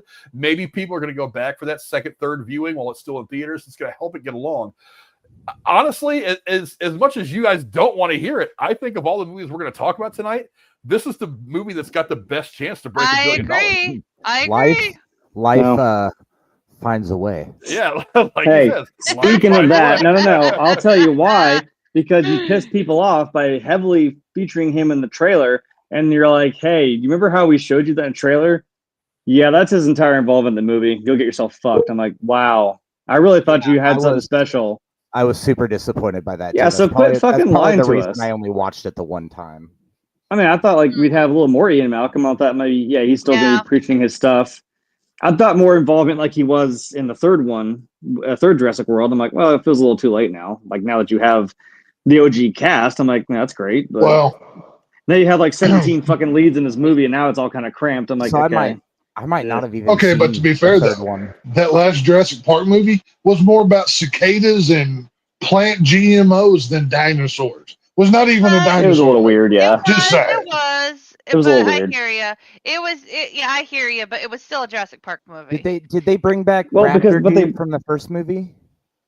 Ooh, Chris Pratt? No. What? No. Muldoon? No. The first No, movie. no, they didn't. About to See, say he that, needs to come back. You mean Muldoon? is that who you're talking about, Aaron? Is Muldoon? He died, man. Yeah, that actor died several years ago. He died in real life, so. Oh, hold on. What? No. They're So taking the guy life that's in can't find a prison. way with them, is what you're telling me. Give me 5 seconds. I'm like, what Raptor dude are you talking about? I don't know. Wait, you talking about the scientist? Sam Neill. They brought him back in the last They brought movie. him back. They brought back Alan Yeah. Grant. Also- Oh yeah, he's a big part of the movie. Yeah. I'll say this though: if they want to get me on board, there is one storyline which I know. Or Probably- tits, right? Or they show tits. Right? Well, yes, tits. Tits are Yeah. tits are obligatory. They have to be. No, Besides that, the storyline from one of the canceled films was they were going to cross dinosaurs with they had humanoid dinosaurs, and the movie got scrapped. It never got made. Like it went as far as concept art and a script, but it never got made. If they could do that script, I'll be interested. Otherwise, I don't care. It's just more dinosaurs. That sounds more like a horror movie. There was That was the whole point of it. It was. Yeah. There was They a did that with it the, was they did that with quoted the alien. saying- It didn't work out. So, you know. Right, but Well, at least the drawings looked cool, and I would have liked to have seen it on film. But other than that, what are we going to get? Oh, we're opening a theme park. Nothing bad's going to happen like the last 15 times. Halfway Well, that's through why the I think movie, they wrote somebody. hold on. That's the same that's the same thought that they have with every horror movie. It's like the Right. killer always finds a way I'll back. be But yeah, right back. And just for that, how every time a new horror film what comes out and people say, "Oh, it's just like Halloween or Friday the 13th. Why even bother?" Well, now it's my turn to use that argument, so I'm doing it. My God, it's all Well, you good. see, Well, no, they wrote themselves into a corner because they made it Jurassic World. So now all the dinosaurs are out in the real world. I'm like, okay. well, But then what are you going to do the with other it? reason I'm- The problem with the last movie is it didn't go anywhere. I'm like, we circled right back around to being in the same damn spot we were when the credits opened. I'm like, okay, so what was the the point main of that? reason I'm mad at this franchise, I forget which one it was. It was one of the newer ones, but they show a scene of a gigantic T-Rex coming through a drive-in movie screen and causing chaos, and it was never in the movie. Like they completely cut it and it was never shown. I wanted to see that scene so bad, and they never did it. But well, you know, They well, do that almost I all the had time. I had a feeling something like this would happen. We talked too much about dinosaurs. We pissed him off. He's coming to school us on it. I get you, the brooding gamer. Hey, Alan. Alan! It's the dinosaur man. The river. life did find a way. See, he's here. So, No, all I good. called him Tex, and he knew that we were on the show. No, life told you to call him, and that was the way. Oh, That's what that was. Okay, all right. Yeah. I I'll can't be be quiet. on long, but I had to chime in on this just a wee bit. First of all, Aaron, go watch the fucking movie. If you would have watched it, you knew I was in it. Yeah, no. Actually, Tex, it was in the movie. You just had to. Was it? I don't remember. Yeah, I could have swore it was not in the movie. I It could have was sworn. not in the theatrical. They put it in the Blu-ray where they put every bit of. Oh, okay. Well, that doesn't There was count. No. I'm calling shenanigans. That doesn't count. It was cool as shit. There was a dinosaur getting decapitated. It was nuts. But you had to buy the fucking Blu-ray, which I think was bullshit. But I will admit that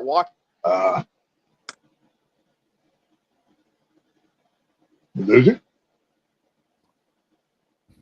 I think his audio may have dropped out or something. But Tune in Tokyo? Oh, there he is. like, it made the movie a lot better. Oh, yeah. And it's like, well, that explains so much fucking more as to why are we using cicadas? Why are we doing that? It's like, okay, well, that you guys could have put that in your original film, and a lot of people wouldn't have been sitting here going, I came to Jurassic Park and said I'm seeing fucking Bugs Life. Like, what's going on? But it answered a lot more questions. Well, I hope so. I don't know. Well, give me your thoughts, Brady. Do you think that Jurassic World Rebirth or Reborn, or the hell they're calling it, do you think it's going to break $1 billion? I do. I do because, well, it's Jurassic. It's, it's one of those like, there are people that don't like it, and there are a lot of people who love it. And it's kind of like, in my opinion, the Fast and the Furious. I fucking hate them, but goddamn, they spit one out every other month. People talk to them. Your audio is really I was wonky. gonna say I thought I was having connection problems. Fuck. Your audio needs to find a way. Am I right, guys? Hey, Yeah, like I said, I think. God damn it, man. He's on Casey's internet. That's the problem. Ooh, got that good Oklahoma the problem is he's using that. No, his internet comes from Jurassic Park, and some T-Rex just took the Wi-Fi down. Is what's going on over there. He's calling us from Jurassic Park facilities, and that's why the reception is so bad. He's on that damn satellite Have phone. I missed something here? He's over there. He's over there Your clicking a audio's blue bad, right dude. now with that hand You've thing. missed quite a lot. Trying not to be eaten. Yeah, like I said, I think it's got its own fan base that is going to help push this movie over. I agree. I mean, like I put in the chat, people want, a lot of people, let's be fucking honest here. A lot of people are not going to see actors. They're going to see giant lizards eat people and potentially have cool scenes with fire in the background and shit. I mean, yeah, that's pretty much what people want to see. And the fandom of just being a kid watching Jurassic Park, like people our age, Put her down already. It wouldn't hurt to film it for like a slow motion running scene of Scarlett Johansson in a tight white t-shirt running from a dinosaur. I knew you were gonna want boob. That's why I made a joke. You don't put Scarlett Johansson in this movie and not expect us to. I'm thinking as a Hollywood producer here, what's going to get me the most money on return? And a Baywatch style ScarJo run with a T-Rex directly behind her and it's pouring down rain. Yeah, that sells, man. But It does rain a lot on that island, so to be here's the thing: is if you're depending on that to sell your movie sucks. Well, it doesn't. Hey, as long as it makes some money, who cares, buddy? This is a business. That's all it is. Because it's like the Phoebe Cates in the red bikini helps sell Fast Times at Ridgemont High. Then you can see the movie and you're like, oh my god, this movie's kind of awesome. It's like so. Well, but if that's the only thing that you're using to sell your movie, if that's the most memorable part, then your movie sucks. If you have to use something that kind of is the most memorable part of that movie, though. To me, there's several scenes in that movie that make it memorable. But I mean, when you watch it for the last 40 years, there are. But I have once again, of her in the red clever bikini girl. By the way, don't tell me that wasn't the only thing you remember walking out. No, it's not the only thing I remembered. I'll use the same example that everybody else has. Fast and Furious is the model here. Just because it sucks doesn't mean it's not going to be profitable here. And, you get some good ScarJo hot action going, along with 2 or 3 good dinosaur kills. That's going to sell. Now will it make $1 billion? Arguably, probably. I mean, I don't think it will, but I could see it doing it. But, who knows? Whatever. I think it's going to have some hesitation, is what I'm saying. It's like, hey, I'm glad there's an Indiana Jones 4. I'm like, wow, I love Indiana Jones. And I walked out like, what the flying fuck was that? Hang on a minute. Don't sideblind me like that. How long was the break from the last original Jurassic Park film to the first Jurassic World? That's like a 10-year gap, right? Or longer? Well, it was 93 and then are like you talking 2015. about in universe or in our reality? No, like in as release of the film, like from the third Jurassic Park movie to the first Jurassic World to 2015. Yeah, it was 93 and 15. Almost 20 years. So people were thirsty for it. They're like, hey, I remember Jurassic Park. I'd like to see another one. When's the last time the last Jurassic World movie was? Like, what, 3 years ago? To be fair, the last movie was Jurassic Park 3, which was like 2001 or something. And then, so you have about 14 years later when everyone's like, oh, another Jurassic Park. Holy shit. So there's still some time. That's what I'm saying. So you went from over a decade between film sets to less than 5 years. I'm not sure the return, like Frank was talking about earlier, is going to be as successful. I don't know, maybe. We'll see. But go down in the comments and let us know what you guys think. Do you think that Jurassic World Rebirth will hit $1 billion at the box office? Go down in the comments and let us know there. Now let's move back into the superhero world. And my most anticipated film, on curiosity, on desire for it to be awesome, on just wanting to see the creative vision, is Superman Legacy. I'm not sure what this is going to bring, but I'm confident in the process for James Gunn and Peter Safran. But again, the proof's going to be in the pudding, and this is the first full-fledged film in the new DC universe. So we're gonna see. Yes, again. they're what, the fourth time they rebooted or restarted. But anyway, I'll go to you first, Lady Cora. Do you think that Superman Legacy is going to make $1 billion?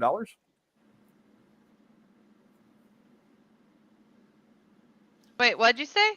Do you think that Superman Legacy is going to make $1 billion in the box office? Sorry, my dog was doing something funny. I was trying to see if I had to shut a gate. I do not. I think it'll get a lot of foot traffic because of, it's comic book and there's a lot of fans of this, but I don't think it's gonna. I don't think so. Because isn't this a prequel basically? No, this movie. No, it's the start of a new universe. A reboot of the new universe. Well, maybe it will then. Maybe it will. I'd say 50-50. That's my take on it. I don't know. Aaron, what do you think? Do you think Superman Legacy is going to make $1 billion in the box office? I'm not going to lie. I was kind of hoping that you would wait to save me for a little bit later because I got a minute on this. You will not believe. Try to boil it down. So it took, I'll try to make it as quick as I can without stumbling over my words. So it took a hot minute for somebody to have the balls to come on the big screen after the man who we all know and love. No. Christopher Reeves. What are you talking about? It took a long time for somebody to come on the screen and said that they were Superman. And then it was Henry Cavill who did it best because Brandon Routh was all right, but he wasn't. He was playing Nicolas a Cage, continuation. He was playing a continuation of Christopher Reeve's character. And it took a long time for somebody to have the balls to put the suit on and do it good. And Henry Cavill did it good. I don't know anything about this movie yet. I haven't seen a trailer. Is this dude that you've got on the screen the guy who's going to be playing him? Mm-hmm. All right. Well, I mean, I could see it in if we're talking like an origin story again. But to pick up what you were saying earlier about this being a reboot, if all of you have seen the Flash movie and all the various worlds and themselves and cinematics and all that other bullshit, with this reboot of the series, I think it is very, very likely that come the end of this movie universe that we've got going on here, we're going to see a live action version of Crisis on Infinite Earths, and it's going to bring back all the old actors who played everybody. We're going to see every Batman who's still, like, actor who's still alive. We're going to see every Joker. We're going to see everybody who's still alive who played Superman. Brandon Routh might even come back for that shit. All the Flashes, we've got like 6 or 7 of them. Mark Hamill could even come in and do some shit. It'd be nuts. Like you get Tom Felton, whatever his name is, that played him in Smallville. Well, I don't know if you saw the cameo that he did in the TV show version of Crisis on Infinite Earths. He gave up his superhuman status in order to be human and raise children with Lois. And their version of Superman Lex 2 became president of the country. So yeah, like Superman 2 with effectively, yeah. And Chris he stayed Reeves, he apparently stayed that way indefinitely. But seriously, I think we're gonna get a big screen Crisis on Infinite Earths, and it's gonna bring back all of them. Henry Cavill's gonna come back, Ezra Miller's gonna come back. That would be cool. Michael Keaton might come back. I mean, I'm serious. It's going to be fantastic. I hope they do that. I don't see any other possibility, especially with the way that The Flash ended. The best Flash was the TV show Flash, so I think seeing him come back on the big screen would be pretty fucking cool. The original TV show Flash, or both. I'm thinking the current TV show, or I think that's over by now, but the CW version. I think he played a pretty damn good Barry Allen. He is a fantastic Barry Allen, but I think he said publicly he will not do it. Yeah, if I were him, I wouldn't do it either. I'd move on from that and do something else. Even if it were just like a pop up from the show, I'd be like, hey, because bringing Ezra Miller to the show for even as quick as they did, I thought that was pretty ballsy and cool. But I mean, if it weren't for the CW show, he probably would have been the Flash anyway. But that's getting way off topic. I don't know. Tex, what do you think? Do you think that Superman Legacy can make $1 billion?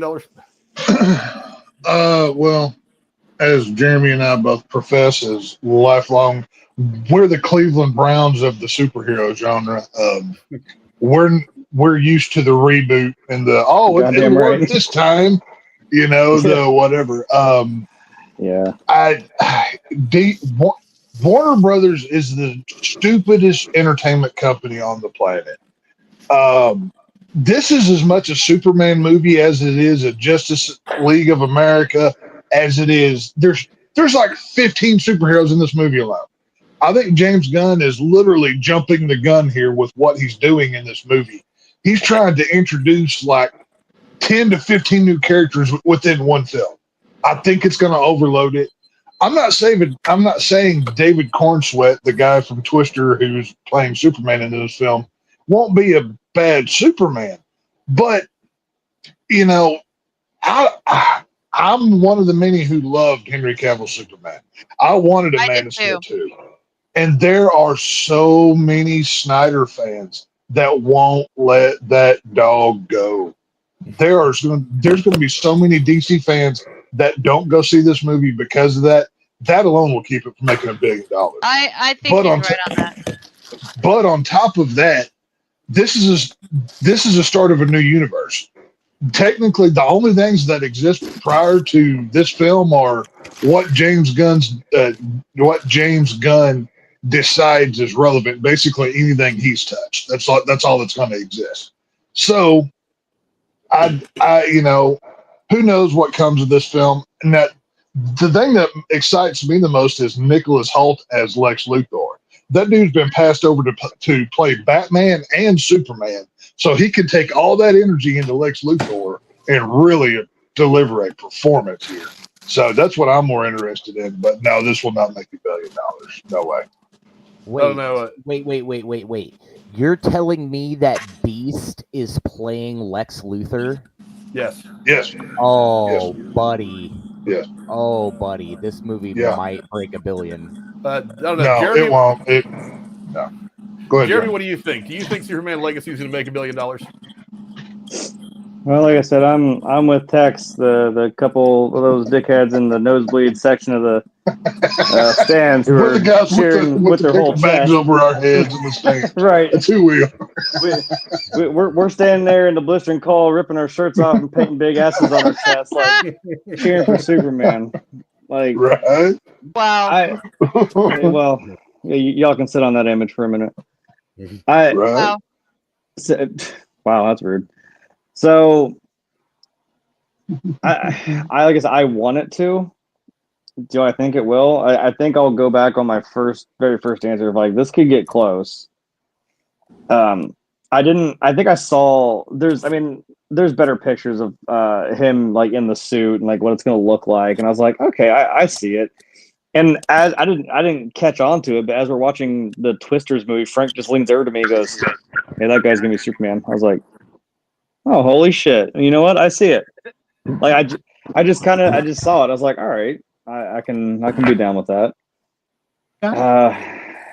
This is now like what? Yeah, the 5th time we've tried to win a Super Bowl here in the superhero Olympics. Yeah, we've won more toilet bowls than we have Super Bowls, but yeah, it is what it is.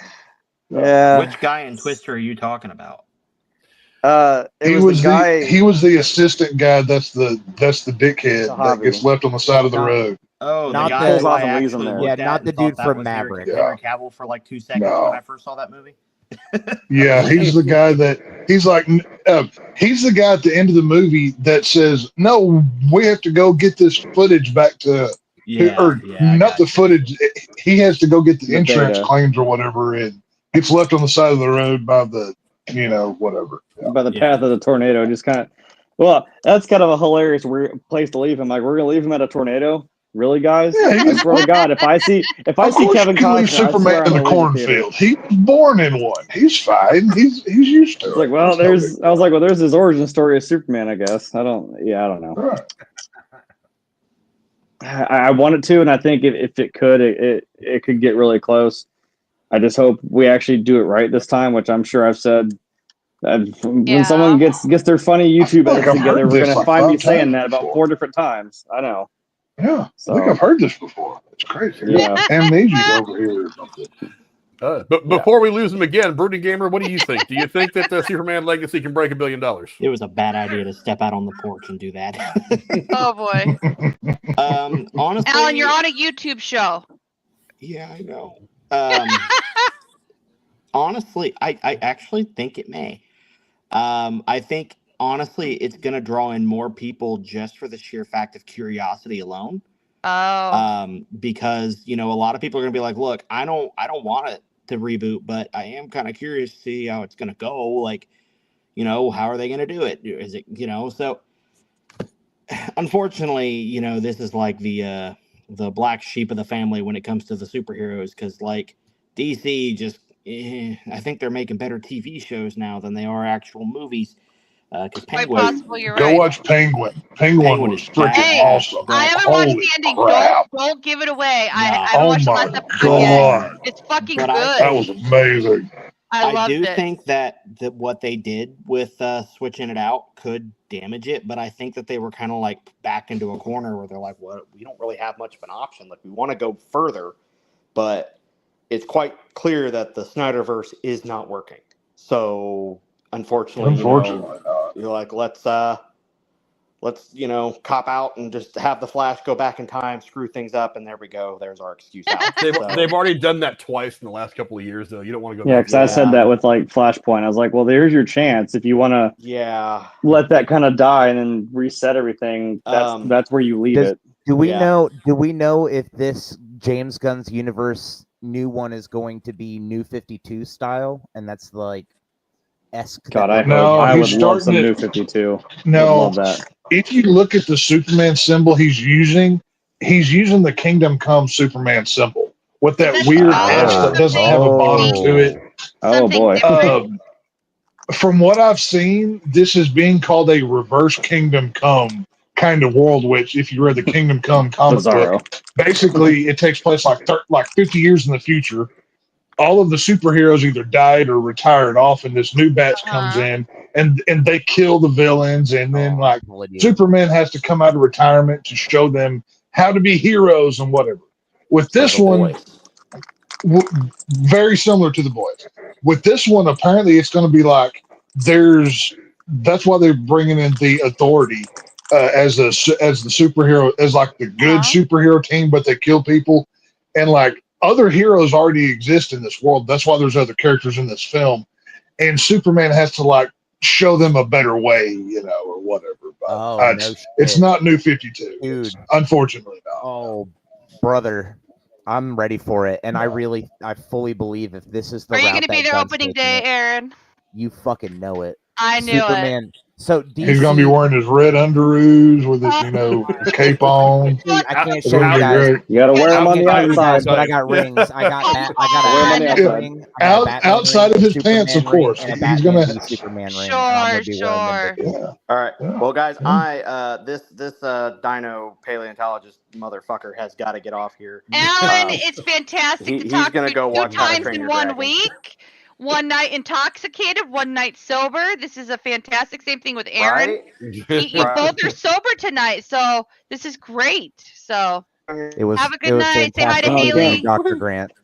I can't speak for Alan and when he'll be at my wedding on Saturday. He may be stumbling, but you better make that speech worth it, damn it. Oh, Well, he's allowed. You're gonna hate me. What are you gonna do? Oh wait, he can't. I will shut you down. All right, I will turn into Negan and I will shut that shit down. Remember, Alan, it is his birthday as well. It's his birthday too. It's my birthday too. Oh, it's his birthday. That too. means that means you have to be extra mean to him to put him in his place. That's what that means. Like I said, Haley this will keep Alan in place. Haley will keep Alan in place. She'll be. She'll reach across that damn table. Shut up. We're in public. No. We're having a nice time. Alan, it was great to talk to you. Say hi to Haley and great. have a great time at the wedding. All right. Good talking to y'all too. I will be seeing you soon, brother. See ya. Go check out Brooding Gamer. I'll link to his stuff is down in the comments below. Fantastic. You know, for me, look, like I said about all the MCU movies, this one doesn't need to be good. This one doesn't need to be $1 billion movie. It needs to be good. That's the important part.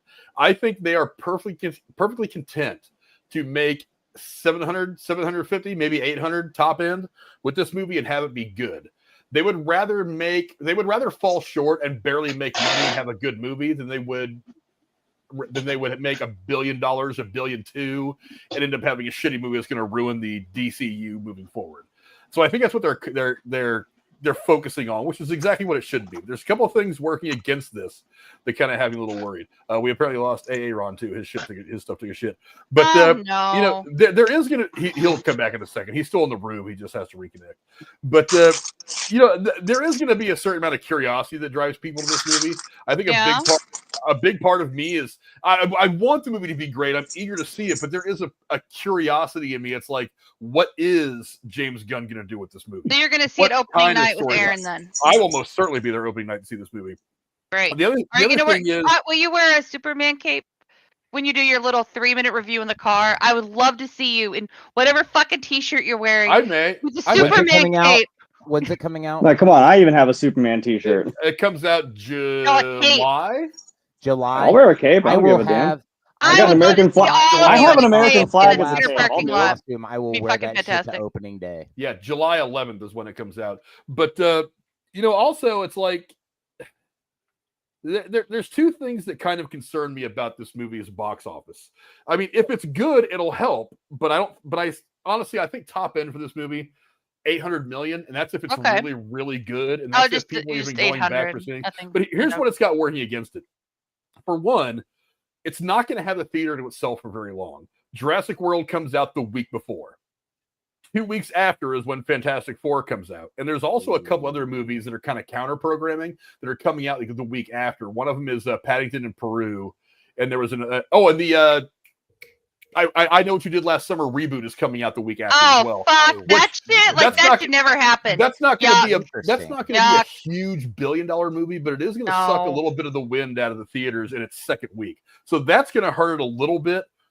But, I mean, if you factor all these things together, there's a possibility that this one might underperform. But, again, that's not what they're looking for. They just want the movie to be good. That's the important part. If the movie's good, that's going to be a rousing success for Warner Brothers and DC. There is one thing that really concerns me about this movie, though, and Tex alluded to it earlier. It is crowded as shit with characters. I know that Gunn likes to do this thing. He did great with Guardians of the Galaxy and making all those characters work. But I mean, it's not just Superman, Lois, fucking Lex Luthor, and Jimmy Olsen doing their thing. Let me go down this list real quick. We've got Hawk Girl.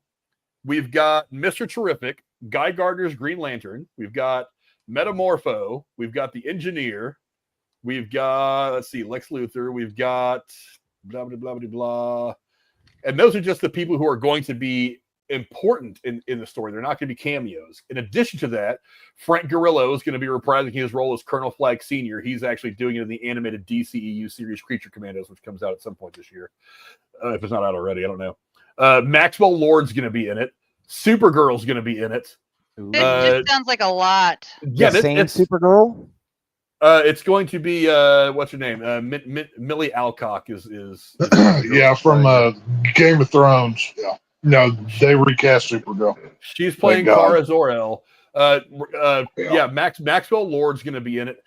Alan Tidjik is playing an undisclosed role. We still have no idea what that is. Not to mention we're supposed to be getting Crypto, the super dog.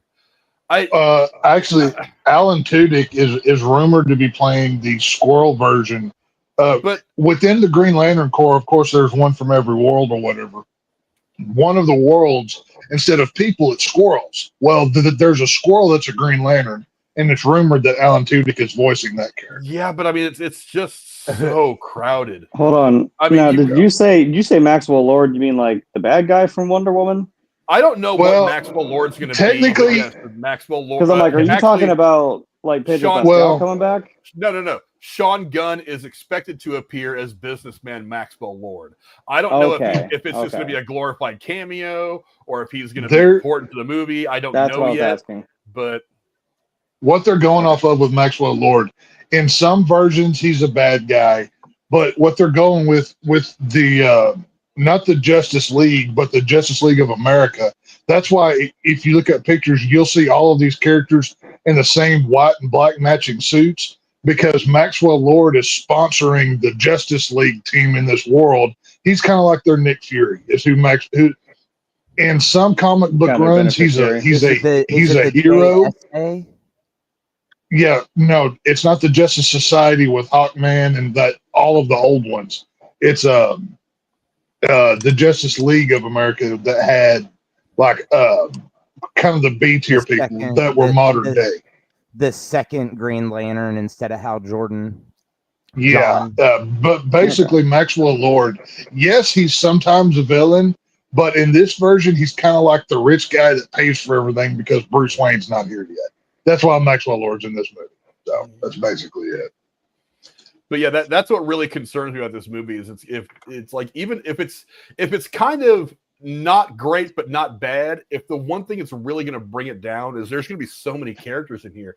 This movie really should be, the focus should be on Superman. I don't like the fact that all these other characters are going to be taking screen time away from Superman.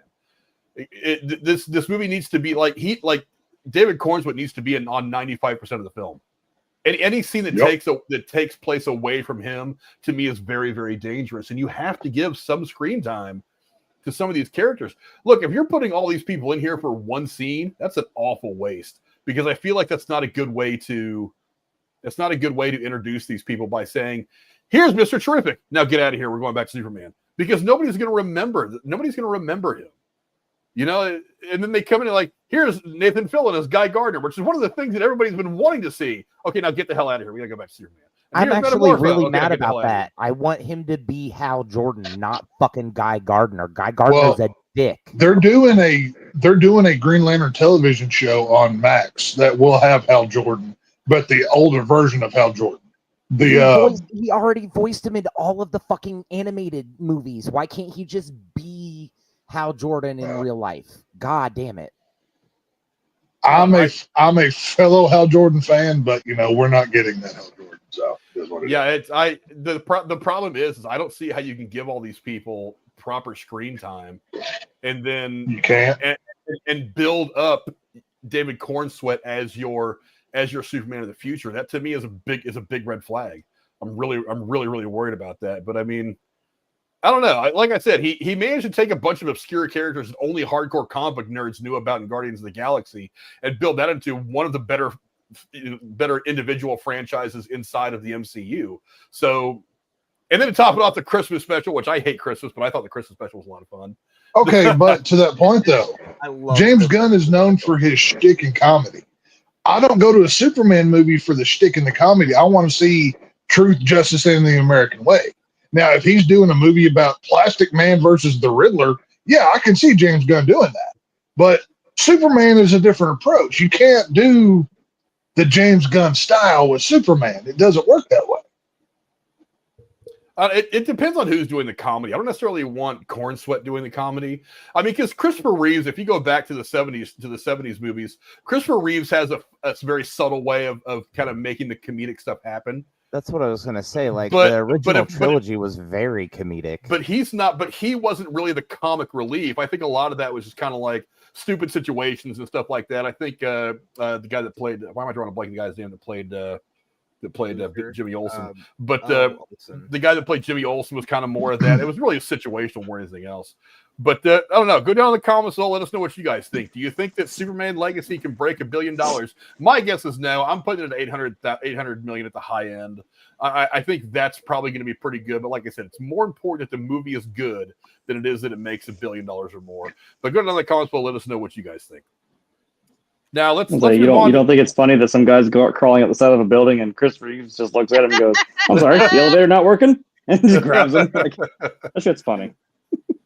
But it's subtle comedy, though. It's subtle. Yeah, he's like, I'm sorry, is the elevator He put the Leaning Tower of Pisa up straight. Like, yeah. Yeah, but that was the third film that nobody liked. I think it's I like it. I think it's good, but I mean, a lot of people don't like it. But anyway, let's the final one that I want to talk about amongst all of us, and we're going to stay in the comic book genre because this is again one of those movies that really needs to be good. It's Fantastic Four: First Step. Ah, I mean, they already made this movie. Why the fuck are they remaking Twice. it? Twice. We've done this twice. Stop. This is round 3. Stop being a dead horse. We fucking seen it. You know what, though? I mean, honestly, this is the first time the MCU proper has had a crack at it, so I want to see that what they can Lieutenant do. Dan? It is not Lieutenant Dan. But very much not. But good question. But I don't know. I guess I'll go ahead and start with Aaron since he's got all the mouth in this right now. Do you think that Fantastic Four: First Steps can make $1 billion? Aaron, No. what do you think? Life is good, but it could be better. I don't know. He is the most like all over the place actor that we have new on the scene so far, and he does an amazing job every time he's on screen. In every role he's done, I think he's going to do excellent as Mr. Fantastic. But you got to remember, this is a one-off. This is not the Fantastic Four we're going forward with in the MCU. This is a one-off. This is where we're going to get the introduction to the Doctor Doom that's going to come into Secret Wars. So while everybody's booing that we're rebooting, let's be real here. Do you want either one of the jack-offs to be Mr. Fantastic from the previous ones? The only person who is acceptable is the one from Multiverse of Madness. Krasinski was born to play Mr. Fantastic, and he will be the one going forward. But this is a one-off movie. This is setting up for Secret Wars. Do I think it's going to hit $1 billion? Pretty damn near, but probably not. I don't know, Lady Cora. What do you think? Do you think that Fantastic Four is gonna break $1 billion? No, maybe, I don't know, but if it does, it's stupid as fuck. If Jurassic Park doesn't, just saying. But I'm mad because I like the original Fantastic Four. Like, why do we have to keep doing this? Like, it just drives me nuts. I know they like to tweak the storylines, say alternate universe version, whatever, but I'm over it. I'm not going to watch it probably. I don't know. Jeremy, what do you think? Do you think Fantastic Four stands a chance of breaking $1 billion? You better hope third time's the charm. I mean, and if what Aaron's saying is true, then I'm like, I almost wanted to blurt out right then when he said it. I'm like, then why do we fucking care? Why do we fucking care? It's one-off movie. I don't think he's right about that, actually. I was like, that feels like such a waste. Yeah, I was like, that feels like a waste then if we're gonna do that just to set up fucking Tony Stark as Doctor Doom. Like, okay, so then why do we care about that? With like one after credit scene in any other fucking movie. Well, that's what I was wondering about this, because I'm like, they've announced this Fantastic Four, and then they waltz Tony Stark out there as Doctor Doom. I was like, okay, well, that's a pretty direct, correlation here of there's your superheroes, there's your villain. I'm like, okay, is this related in some way? And if that's all it is just to build him up as Doom, like, okay, I don't know why we're wasting our time a third time now trying to make this movie happen. I would like to see it make, some good money this time, because and I'm with Cora. I grew up in that era too, watching those, and I watched the 2004 Fantastic Four, and I thought it was pretty cool, or 2005. I thought it was fun. I mean, maybe because I was a kid, but I don't know. I didn't dare give the 2015 one the fucking time of day because it didn't deserve it. And I think I was definitely right in that sentiment. I think I was right in that sentiment. The first half of the movie is Fantastic or whatever it was. The first half of the movie was actually pretty good. After the second half, it starts to really bottom out, and it's not very. They did Doom so dirty in that movie. They really. That's what I heard. I was like, I feel like that was a waste too. If they hadn't done Doom so dirty in the second half of the movie, it would have been perfect. I don't know. Tex, what do you think? Why don't you? I have a feeling I know part of what you're going to say. Why don't you go ahead and school Aaron on how he's mistaken about the ongoing role for the Fantastic Four? I'm going to step away for just 1 second. Yeah, no, this is he's partially right, partially off. Which all of us are. It's no big deal. This isn't a one-off. This is set in its own universe and is leading to Secret Wars and everything else. But from all reports that I've seen and read and studied, through all the movie stuff that we have to do this show, it's basically, in Secret Wars, the worlds collide. So that's how this Fantastic Four team gets to the main 616 universe. But Right. I mean, you don't announce, which I am so sick of seeing the dude from freaking Mandalorian Last of Us as Mr. Fantastic. He's not Mr. Fantastic. I'm sorry. I don't like this guy. He's been in too many things. I'm not even a huge John Krasinski fan, but he should have been your Mr. Fantastic. I do agree on that. But it's a... Yeah, but we also got Eddie Munson. He's in everything now. He's going to be the Human Torch. The main thing that's already making people mad is they're going with a female Silver Surfer, which is not giving them any help with the whole MCU and feminizing everything. So they're bringing the Silver Surfer into this movie too. I hadn't seen that. Yes. Oh, yes. And not only that, it's not going to be Norrin Rad, the character that everybody knows. It's going to be the weird girl version that was from like one comic book, just so they get their woke points in. That's going to drive people mad. Dr. Doom is one of my favorite Marvel villains. Agreed. Why are you wasting him with Iron Man?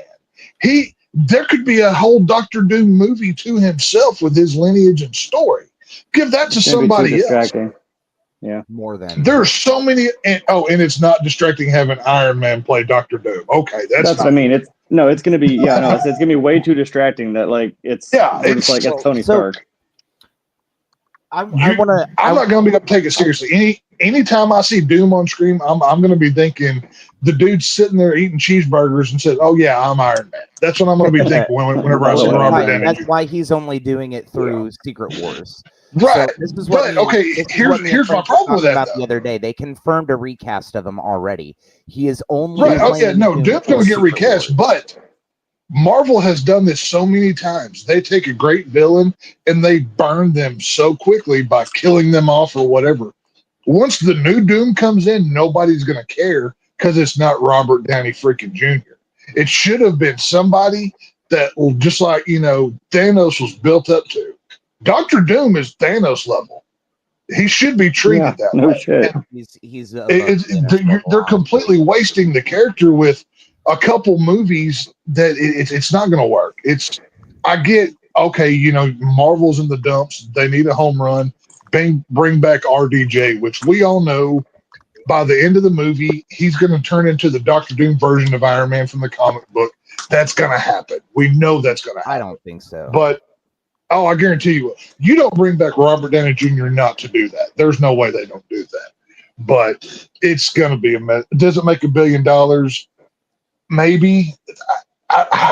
Who knows? But I don't think it will. It could get close, but I don't think it's going to be good enough to get $1 billion. But I don't think so. I don't know. Is there anybody I haven't asked yet? Probably not. Anyway, so I'll give you my quick thoughts on this. It's kind of, like Superman, it needs to be good first. That's the most important part. It doesn't need to make $1 billion. It needs to be good. This movie is going to be at the tail end of Captain America and Thunderbolts. If those movies underperform, this movie's fucking doomed. Whether it's good or not, this movie's going to be doomed. Is that pun intended or what?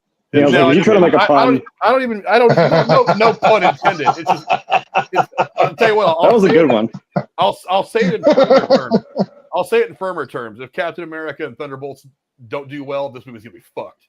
It's straight. Okay. It's not only gonna not make $1 billion, it may not reach profitability, which would be kind of the death nail for me for the current MCU. Because look, like I said, it's not the MCU. That all right. The MCU specifically doesn't need to make $1 bajillion per movie. It needs to be good. The creativity needs to come back, because that's one of the things that really drove the first 3 phases of the MCU is its creativity, its storytelling. They got away from that under Bob Chapek. He was just all about, oh, they're making $1 billion a piece. Instead of making 2 movies a year, let's make 7. We'll make $7 billion instead of 2. Not understanding, because the guy's a pencil-pushing dickhead from Harvard, not understanding that the creatives are really what turned the MCU into what it was. He took all the power away from the creatives and put it in the hands of some other pencil-pushing dickheads that he went to college with, who have no idea how to make a movie. All they know is how to read numbers in a spreadsheet. That never ever leads to good quality creativity on film or in music or anywhere else. Those people crunch numbers for a reason. They can't write a fucking story. That's why. But he was letting those people drive the creative stuff. Bob Iger comes back in, Big Papa Iger. He comes back in and says, okay, wipe 2024 completely clean. Nothing coming out except for Deadpool and Wolverine. We'll go ahead and do that because Ryan Reynolds is pretty much handling that. I gave him the 4 or 5 things I wanted to touch on that we're going to kind of expand on later on, and then we're going to let him have build a snowman. Do you want to build a snowman? Make a couple of non-cocaine jokes about non-cocaine, and then have your fun with it. Do whatever. But the Honda Odyssey does fuck hard. It does in fact fuck hard. But so he says, you carry us for a year, because he knew the Deadpool Wolverine was going to do gangbusters. He knew that was going to put a better taste in the people's mouth for Marvel. So he says, okay, pull it all back. We're going to deal with some of the shit that's not going right. We'll take Blade off the calendar completely until we figure that shit out later. We're going to take all this shit off. We're going to do all these rumors about what was going on. We're going to scrap it all. Get back to the 2 or 3 properties that we really want to just focus on to make sure this shit gets back on track. And then we'll get back to doing a couple, maybe 3 movies a year, a couple of things on Disney Plus, a couple of shows. Don't let the creativity get so stretched out. That's what he's focused on. I feel like if that's going to happen, Captain America is going to do well. Thunderbolts are going to do well. And Fantastic Four may break $1 billion if those 2 things are great and Fantastic Four is great. The reality is, I think it's probably like Superman. I think probably top end of this is somewhere between 700 and 800 million.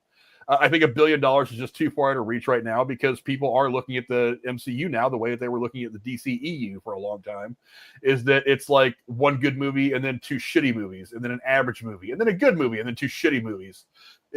That's kind of what they're looking at right now. Marvel's not an event film the way it has been for all 3 of the first phases. It needs to go back to being an event film. That's the important thing for me.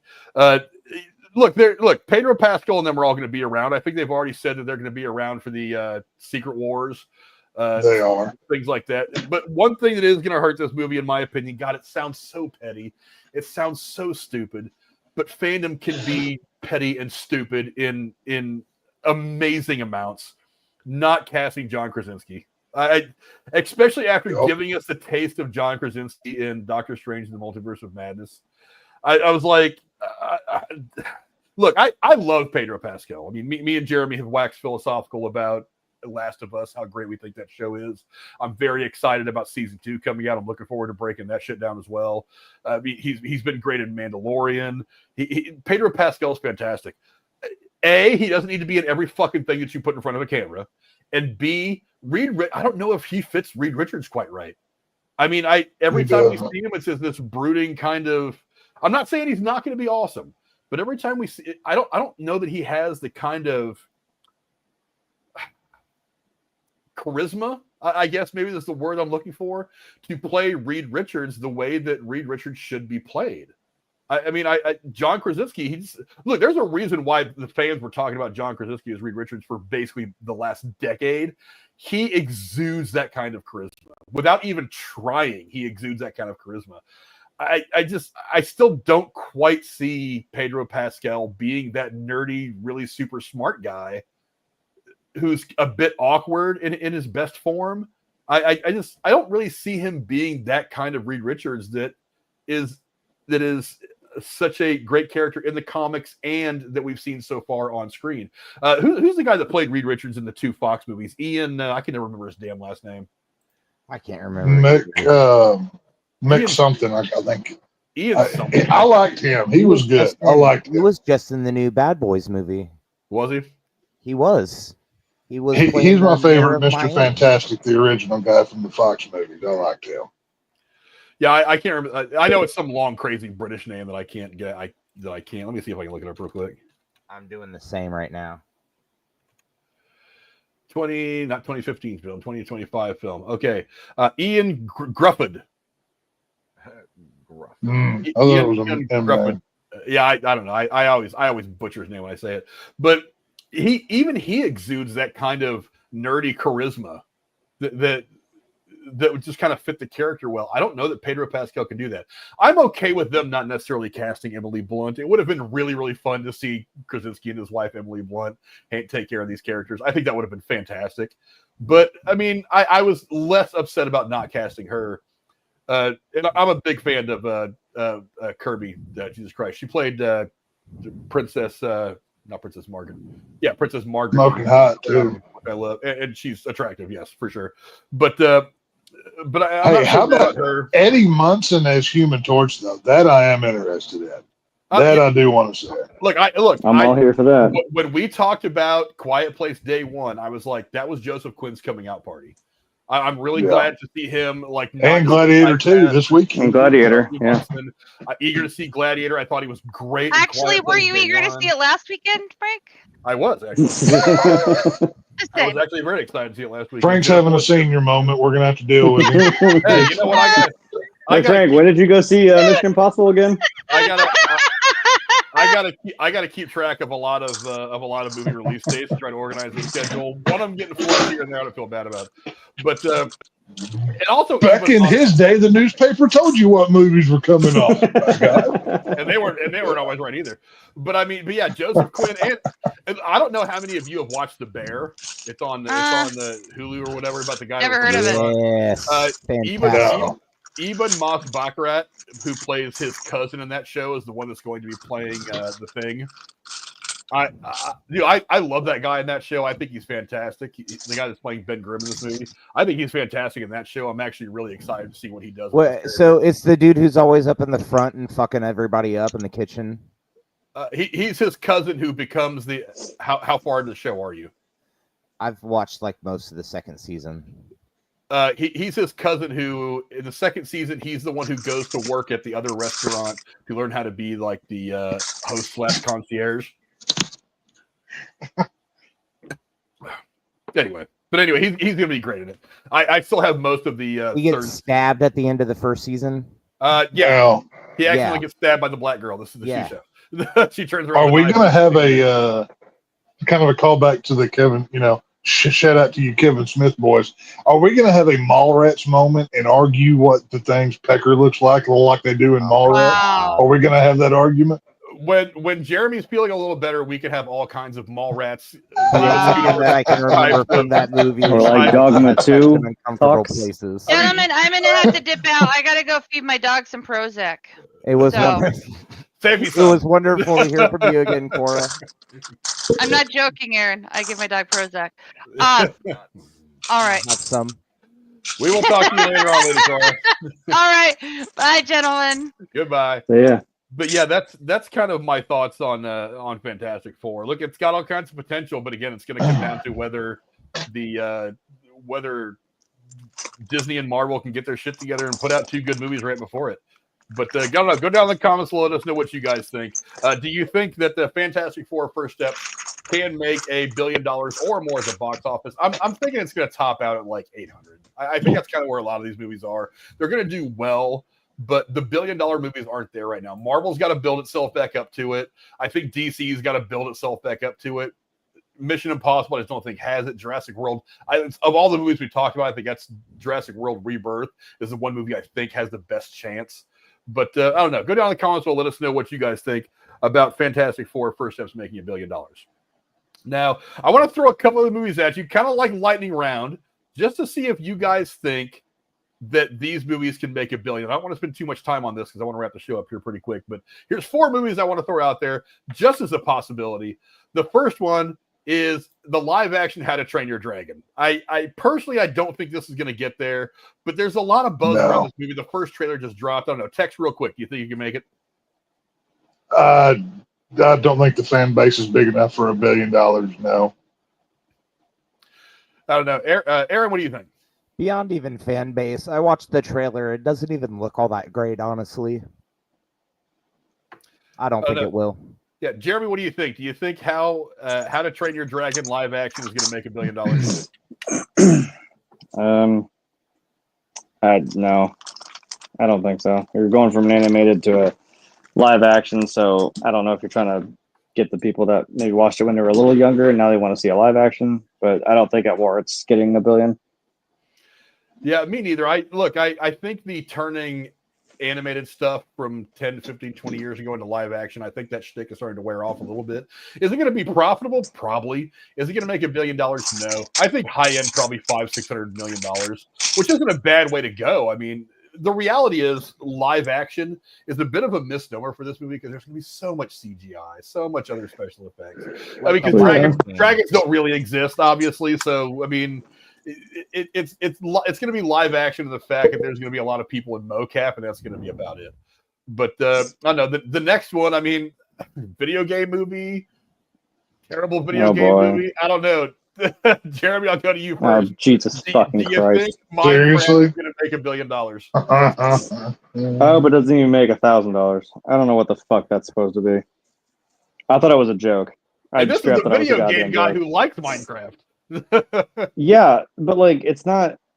If you would have made this an animated movie, I mean, sure, it just looks awkward as shit when you got Aquaman trancing around a 3D block world and a fucking.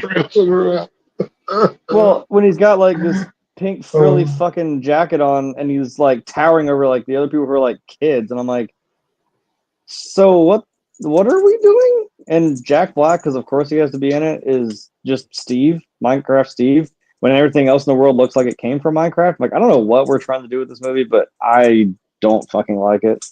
You should have just made it an animated movie, and I think it would have worked because, I mean, you have story mode of Minecraft now, so to speak, which I feel like, I mean, I know I sound like a grumpy old man because some of these kids that probably play that weren't even alive for the original game to come out. But you have something like that where you can make a story. Maybe take the money to make this movie with and just make another Minecraft game and make more money. You know, crazy thought, right? I mean, if it's so profitable, where's Minecraft 2? Oh, big brain. Minecraft doesn't really work that way. Like I said, you have Minecraft like story mode now. Like there is an actual so-called story to it, at least in that aspect. Like you could have made an animated movie about that for kids.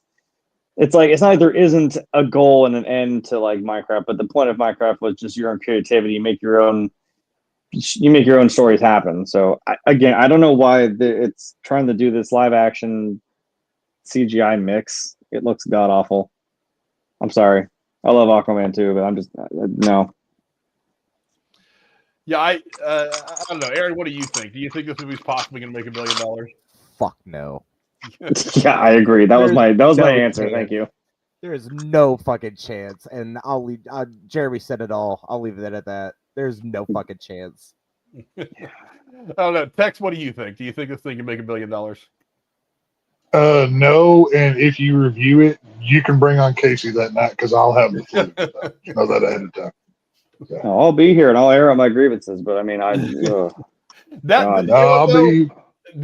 will not be seeing this movie. No, thank you. The only way they'll get me to see this movie is if they play "Do you like my sword, sword, sword, my diamond sword, sword." Man, it's good. If this movie makes like the Borderlands movie look good, that's gonna be saying some shit because that movie was awful too. Well, you know, Tex, I refuse to watch it. Tex, don't waste your time, man. You said several times that you like when we review movies where all of us just take an hour and a half to shit on it. This might be that movie. Right. We might be doing it. I'm just saying.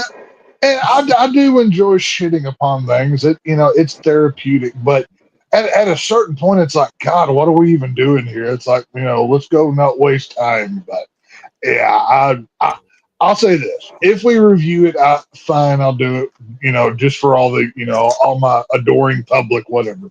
Who gives a crap?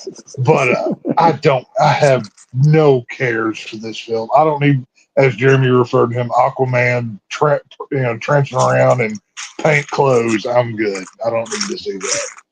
Whatever. Yeah. Now, do you want it to make somebody eating something like a chip bag or something? It's probably Aaron. He's the one with no online. Excuse you. It is not me. Okay, I was just Damn, y'all just buried him alive. It's me, but like, Jesus Christ. I was about to I just just let said that go. somebody. I didn't point. Frank pointed fingers, not me. True. It's fine. Like, yeah. Jumped on that real fast. Yeah, the question is do we want it to make $1 billion or is it going to make $1 billion? The reality is the answer to both. No, it's not. We don't want either of these to make $1 billion. Look, I got a dark horse here. A dark horse for something that could make $1 billion. Counter programming like a motherfucker is Paddington in Peru. Now you guys, now look, I'm not. I kind of half kid when I say this because Paddington, the first one came out in 2014, was a huge success. The second one came out, a huge success. Paddington in Peru hasn't even actually. I guess it did just get released on November 8th in the UK. It hasn't been, so it's only made a few bucks in the UK so far. It hasn't been released here in the States yet. So I mean, worldwide, the entire franchise. That's not a good sign, though. Worldwide, the whole franchise has only made $507 million total, but this franchise is wildly popular. So I mean, I don't think it's going to make $1 billion, but I mean, hang on, wait a minute. You wouldn't let me talk about Saw 11 on here, and you put freaking Paddington about making $1 billion. Are you kidding me right now? So No. my goodness. Because Saw 11 is going to make $1 billion either. Making those goddamn movies. Saw 11 has a better chance than some stupid teddy bear in Peru. Are you How kidding many me? times have they killed off fucking what's his name now? Are you referring to Jigsaw, sir? He's not what's his name. That is Mr. John Kramer to you. I will have you very much know. My goodness. Let's see. Saw 10 made $111 million worldwide, which is actually less than Paddington. Paddington made more money, pal. Sorry. Hey, no, you go throwing around. Okay, hang on. To be fair, though, you brought up total numbers for franchise for the Paddington. Bring up total numbers for Saw and see which one's made more. I'll wait. Thank you very much. Hold on. You're talking about 2 movies against 10 movies. Doesn't matter. Doesn't matter. I'm talking totals. If you really want to compare those numbers, Paddington in 2 movies has already got half of what Saw has got in 10 movies. That's Saw, you know, real. They stopped being good after the 3rd movie, anyways. $1.1 billion worldwide for all the Saw movies. But to be fair, 48% of this country did allegedly vote for Kamala, so they're not too smart. So they may go see this movie after all. But it is what it is. I'm just saying, the box office speaks. The box office. Speaks. It's not going to speak very much for Teddy Bear in Peru. That's not going to happen. Well, I was going to say, I guess the only thing to be fair to Texas, they didn't make 10 fucking movies of Paddington. They only made 2. So, right. You know. At least Saw was good enough to get 10 movies so far. I mean, I'm shocked they did get 10. Right. Now, if you added up the 1, 2, 3, if you added up the first 4 Saw movies, they've made roughly as much as the first 2 Paddington movies. But actually, that says something because Paddington is for children, so parents have to take them, right? Saw is for gore nuts like myself. That's one of the reasons why it's probably got the bump over Saw, because you were like, hey, I'm going to go see Saw today. You'll go by yourself. You got to buy 2 tickets to take your kid to go see Paddington. That's 2 tickets for the price of 1. So, I mean, that's something. How many of those people are going to be like me and say, hey, I went and saw Terrifier 3 5 freaking times in the theater? How many people are going to do that for Paddington in Peru? I don't reckon too many. You know what I mean? Well, I mean, the box Texas out here wrecking the curve. The box office says they're not doing it for Saw. So now, I'm not saying Saw 11 is going to make $1 billion. I'm not an idiot, but neither is this movie. Is my point. But and now, because we love shitting on movies, I just want to know, what do you guys think? This absolute gem of a movie that's gotten so much press, that has so much potential. What do you think Snow White's going to do when it finally hits theaters? Oh, I can't wait for this. Hard. Oh, it's going to tank hard. I have seen nothing about it. Well, if Rachel Zegler could shut her freaking mouth and stop pissing people off, Disney might make some money. But that's not going to happen. I mean, they'll be lucky to get $5 in a ham sandwich at this point. But, you know, good luck. Apparently, she's in talks with Disney to join the MCU, but I don't know how true. Oh, fuck no. I heard something about it. I don't know. Well, she's crapped on white people, Trump supporters, in that alleged apology that she came out with. wasn't even written by her. It was copy and pasted by some agent that told her to put it out. She is the prime example of living in that little Hollywood bubble of being treated like a princess and get everything that you want, and the world is bad and you're the only thing that's good. She's a Hollywood moron. She's a 23-year-old idiot who's never lived and doesn't know what she's talking about and craps on everybody.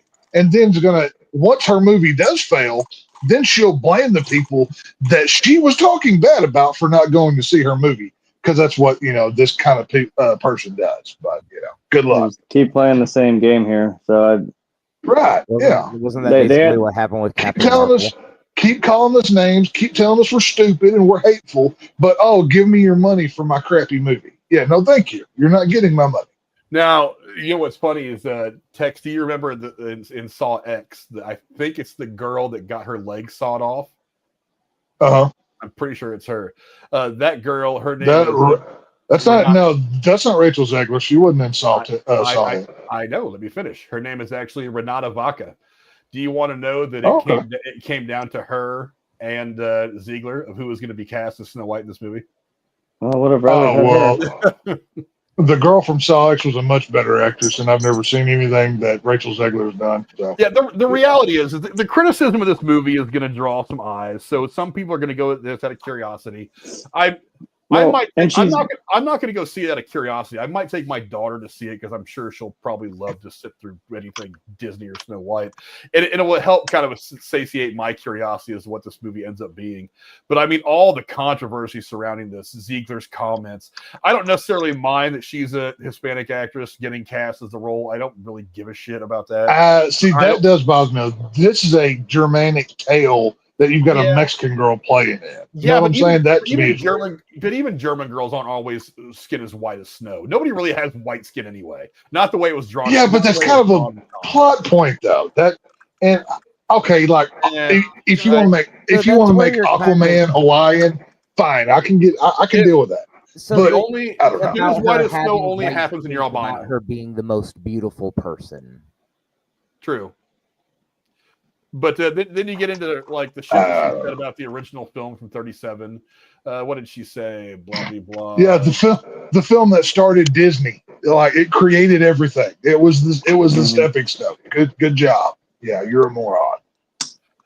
Now she's in that. Now she's in that movie about like, when Y2K happened. Like, what if it actually happened? And I'm like, as soon as I saw Rachel Zegler's fucking face in that movie, I'm like, I'm not gonna watch it now. And I hate that that's already the thing that you've tainted. Like now, as soon as I see you, like, I don't want to watch this movie because I feel like that could have been funny. Because I'm like, none of you fuckers were probably alive when that happened, and this is a funny story to try and take on. But I'm like, but I don't like you, so you're just gonna tank that movie now.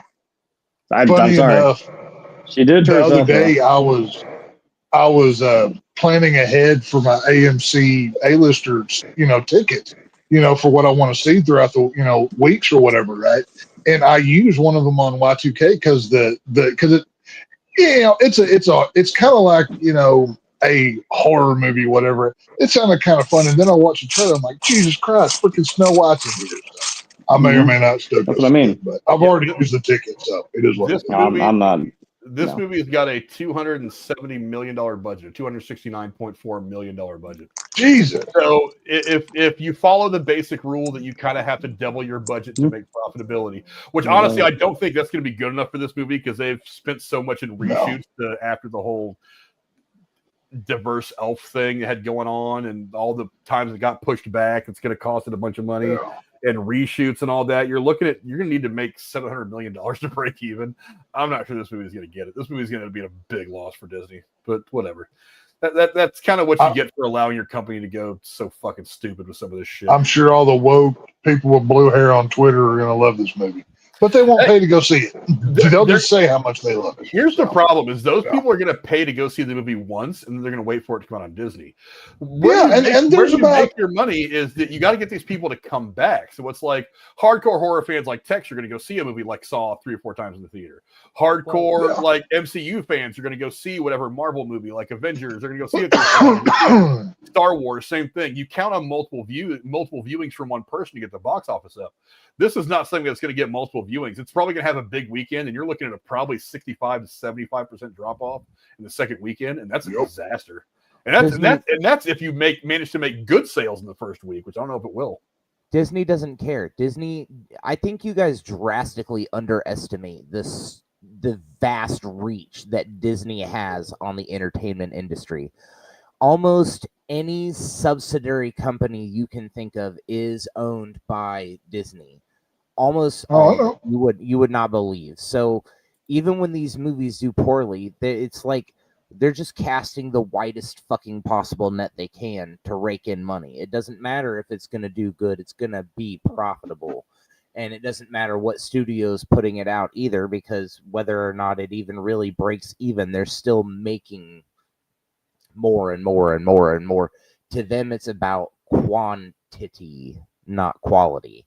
And at the same time, they're still doing decent quality with shit. Like some of their on-brand stuff that you can only play that game for so long, is what I'm saying. Well, you're not wrong there, but like we were talking about the live actions a minute ago with the How to Train Your Dragon, where I really don't think that's gonna do well.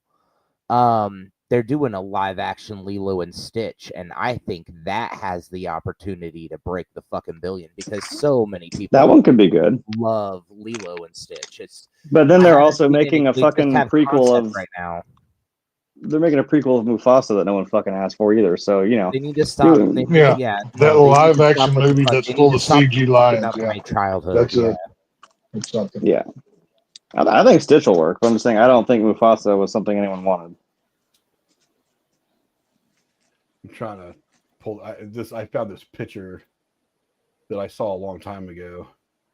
This I don't know how well you guys will be able to see it, but this is all the companies that Disney owns. Yeah, exactly. When Epic Rap Battles of History did it best in the Stan Lee versus Jem Henson, when he walks out and he's like, "Look at it, gaze upon my empire of joy," and it's just a million fucking people sitting at art pads, like drawing the symbol for all the companies that Disney owns.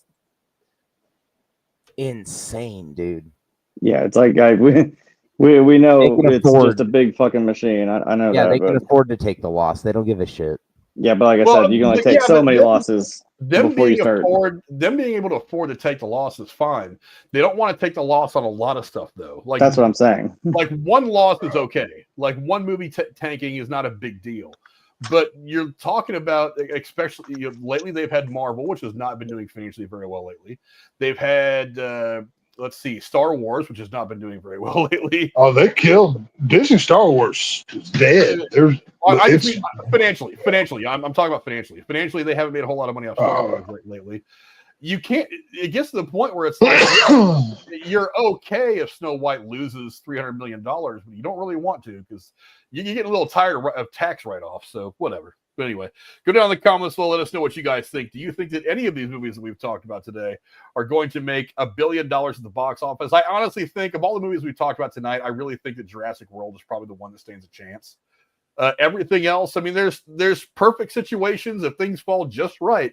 I think it's entirely possible, but I feel like it's going to be pretty rare. We could see a movie this year we could see a year in which there is no movie that makes $1 billion. I believe that. I mean, because I'm looking. I think it's more likely that we see a year with none than we see a year with any at all. I think that's complete. I think it's more likely.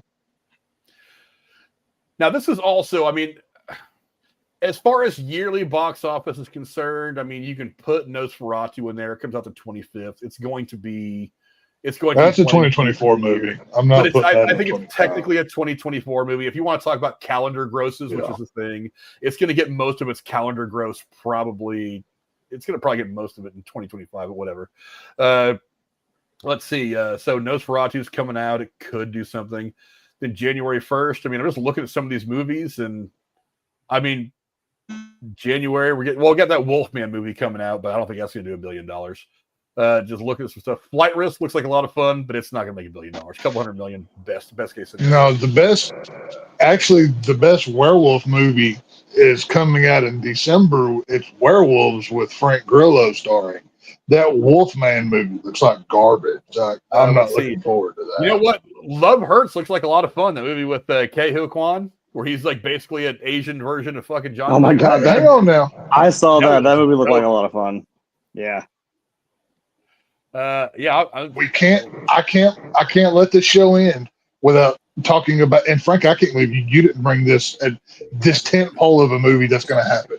Pooniverse Monsters Assemble is going to happen next year, and all of the monsters that from Peter Pan to Pinocchio to Bambi to the Winnie the Pooh characters, they are going to Avengers style assemble for a mega hit that's just going to make all the money. They're just going to throw money at it to make so much. I didn't see that on the list. I don't know. I didn't either. It's coming out. I don't know what date it is, but it comes out in 2025. I did see it when I looked. Well, I was looking at movies. Because one of the movies that is coming out this year is the Peter Pan Neverland Nightmare. we're getting the Peter Pan and the Pinocchio and Bambi all come out this year, and then the Pooniverse Monsters Assemble. I think it's at the end of the year, from what I saw, but dates can change. I can't help but notice Jeremy's tag here about Dogma 2. I didn't see that on the list either. I put that. Well, yeah, it's crazy. It's almost like I didn't write that because he didn't. I put it in there. I didn't. I wanted him to have a tagline. Yeah. Well, so that's my question: is Kevin Smith doing a Dogma 2 now that he has the rights back? Yes, he said he was right. In my follow-up question, when the fuck can I stream it? God damn it. He said he right. From what I heard, I tagged Jeremy in this a couple days ago on Twitter. There was an article where he said he is writing Dogma 2 now that the rights issue is. How can they do it without Alan Rickman? What do you do? Well, do you douse everyone who comes into your apartment with flame retardant chemicals? There's single. There's a way. He's probably going to do it without Linda Florentino too, because he said he didn't particularly enjoy working with her. Is Alanis Morissette coming back as God? Maybe. Do we have Alanis Morissette? Maybe. He said Ben Affleck was coming back, right? So at least we have that. He said that he's confident that Ben Affleck. She blew his head up. Matt Damon. You gotta get Matt Damon too. He said that he's confident that both of them are coming back. Died, he went to hell, so he could actually come back. Yeah. But I don't know. Megan 2.0 is coming out. I don't think it's gonna do $1 billion. Let's see. I actually wrote down. Let's see. Let me get my list. Let me get my old homework out. The Smurfs movie is coming out. I don't think it'll do $1 billion, but it'll do well. Let's see. Freaky Friday, a sequel to Freaky Friday is coming out in August. Oh, another fucking Freaky Friday fucking reboot. What is this? No, like there's actually 80th. No, it's a sequel with Lindsay Lohan and Jamie Lee Curtis. On the horror side. Okay. What? I was going to say on the horror side. Didn't have that on your bingo card, did you? No. The new Final Destination film, Final Destination Bloodlines.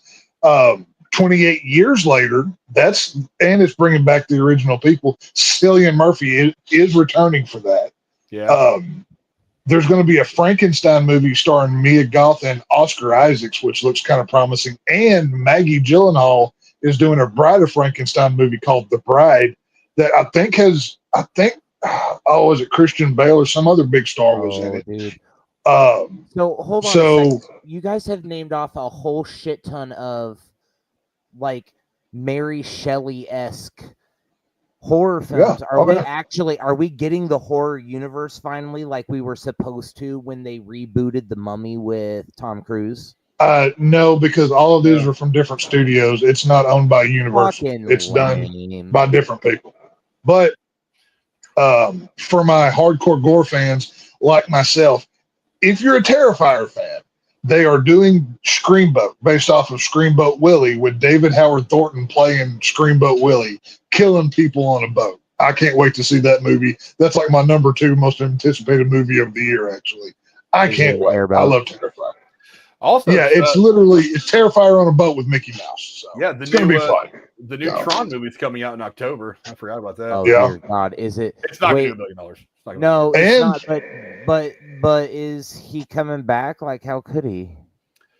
You'll have to watch the movie with us to find out. I don't know. They haven't given me the script yet. Jeremy might be interested. Return to Silent Hill for the video game people. That's coming out this year too. I watched the original movie. The new return to that Silent Hill, or are we rebooting? I don't know what it's based off of. It's just titled Return to Silent Hill. That's all that I know. But the new Predator movie comes out next November. I don't think that's going to be Predator Badlands. I think that's supposedly a sequel to the one that just came out with the Indian girl or whatever. Oh, Prey? That's actually a pretty good movie. I like it. It's from what I've heard, it's a sequel to Prey, but that could be something. I read the same article. They're trying to reboot the entire franchise based off of like Predators, Prey, and then this new movie that's coming out, and with the new Alien that they just released. Well, to try and pile it all together again, like they did with AVPR. For the slasher fans out there, Thanksgiving 2 from Eli Roth is going to be coming out this year. I'm looking forward to. Of course, we're going to get a new VHS movie like we always get it every Halloween. And for my found footage fans, we're getting a new Hell House LLC legacy film, which I can't wait to watch. So that's just some of the horror goodness. There's other stuff. Conjuring, Last Rites. Scary Movie 6. The Wayans brothers are coming back for Scary Movie 6. Let's see what else is there. But yeah, like I said, it's just a taste of movies to come on the horror side. So it'll be a fun year. I'm looking forward to it. Let's see. Stuart McQuaid asks, do you guys have Passion of the Christ Resurrection listed? IMDb has it listed. I saw that. Oh, no. I thought that was a joke. From what I'm reading here, in June of 2016, Randall Wallace, the writer, said that he and Gibson had begun work on a sequel, which would focus on the resurrection and the events surrounding the resurrection. No. In 2018, Caviezel said that Gibson had sent him a third draft of the screenplay. In 2020, Caviezel said that it would be titled Passion of the Christ Resurrection and predicted it's going to be the biggest film in world history. I don't know about all that. In July 2023, Passion of the Christ 2, Electric Boogaloo. I can't wait. Gibson stated that the sequel was coming soon, and that he was working on 2 versions of the script, saying one of them is very structured, very strong script, kind of more what one should expect, and the other is like an acid trip. In September of 2024, Gibson reportedly began scouting various locations with a production team in Europe. That's the last update. Will it actually happen? I don't know. Does it need to happen? Meh. I thought Passion of the Christ was a Passion of the Christ 2. This time it's personal. He comes back with sunglasses and a gun. Why he had to step away from being in the spotlight for so long because he went all anti-Semitic right after filming it? I don't know. Hey, I try not to pay attention to what Spanish people say anymore because they're mostly kind of dipshits. You can't tell me you don't remember. You mean you don't let actors tell you how to live and who to vote for?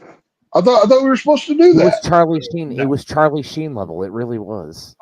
Dude, there's been so many people say stupid shit that I don't care. Yes, Avatar 3 is coming out. I don't know when it's coming out. I don't know what the official release is. Like 2043 probably? I know that I did see that Avatar 3 is going to be called I think Fire and Ice or something, or Fire and Ashes or something like that. I still haven't seen the second one all the way through. Let me look real quick because I just saw Avatar 3 release date. Fire and Ash is going to be the name of the movie. The release date is December 19th of 2025 as of right now. That is actually not listed on IMDb, so I'm not sure if that's a locked-in date yet, but it'll come out when it comes out. It also says 2 additional sequels, Avatar 4 and Avatar 5, are in various stages of production, are expected to be released in 2029 and 2031, respectively. Stop with the third one. Come on, James. Do something else. Do something else with your time, you say man. that, Frank, but all he's going to do is just go back to the Titanic. You're such a... You know what? I would rather him do that than to make another Avatar movie. I'm not going to lie. Go get... You know what? Hey, you know what, James Cameron? Go reboot fucking Terminator. Go give me a legit fucking reboot. Go back to the beginning. No more Arnie. No more of this bullshit. Go back to the beginning and give me a new, updated Terminator with modern day everything. Start from the beginning. Stop bringing Arnie back. He can have like some Arnie movie playing in the background of the TV if you want to have him as a cameo. I'm going to announce it right now to the world. I want Henry Cavill to be the new Terminator. That'd be kind of dope. I'm not going to lie. That'd be kind of dope. And he could do it till he's 90. And in the second one, they could make him the hero instead of the villain. And then he could be the hero for the next 12 movies like they did with Arnold. Only it's going to be better. Or you know what? Show me the fucking war against the machines. That's what I wanted Terminator Salvation to be. I wanted them to show us the war between them and the machines, but they just kind of like. I'd be down for that. Yeah, I would totally be down. I want to see the war with the machines. Give me that war movie. Now they gave us a little bit in Genesis. Oh, not enough. No, like in the beginning of the Genesis is AIDS. Don't watch that movie. It's bad for your health. I like Genesis, actually. Terminator Jimmy Smith. Thanks to the 12 that voted the poll, I asked, will any movies break the $1 billion mark at the box office? Surprisingly, I thought it was going to be the reverse of this. Out of the 12 votes, 67% of the people said yes. 33% said no. I'm actually shocked. I really am. I thought most people were going to say no. But thanks to the 12 of you that voted in the poll on YouTube, I'm kind of surprised. I really thought it'd be the other way. I really thought most people were going to say no. As a matter of fact, if I look at the votes, work at the percentages, I think I might have been the one person that voted no. I may have been the one person that voted no because I straight up said no.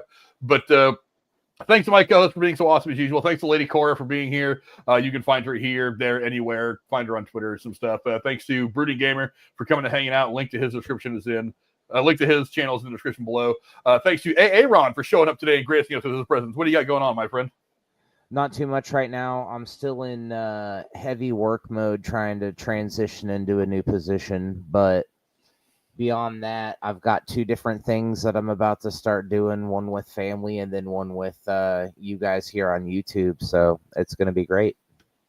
I'm going to put all my links and all the stuff, and I'm going to be back on the show regularly. I'm going to figure my camera out, though. I'm assuming I messed the cord up, honestly. Poor thing's been through a lot. And don't feel bad. I just got a cell phone, so you're good. And the shape of the Lone Star State, my man Tex, where can the folks at home find you, sir?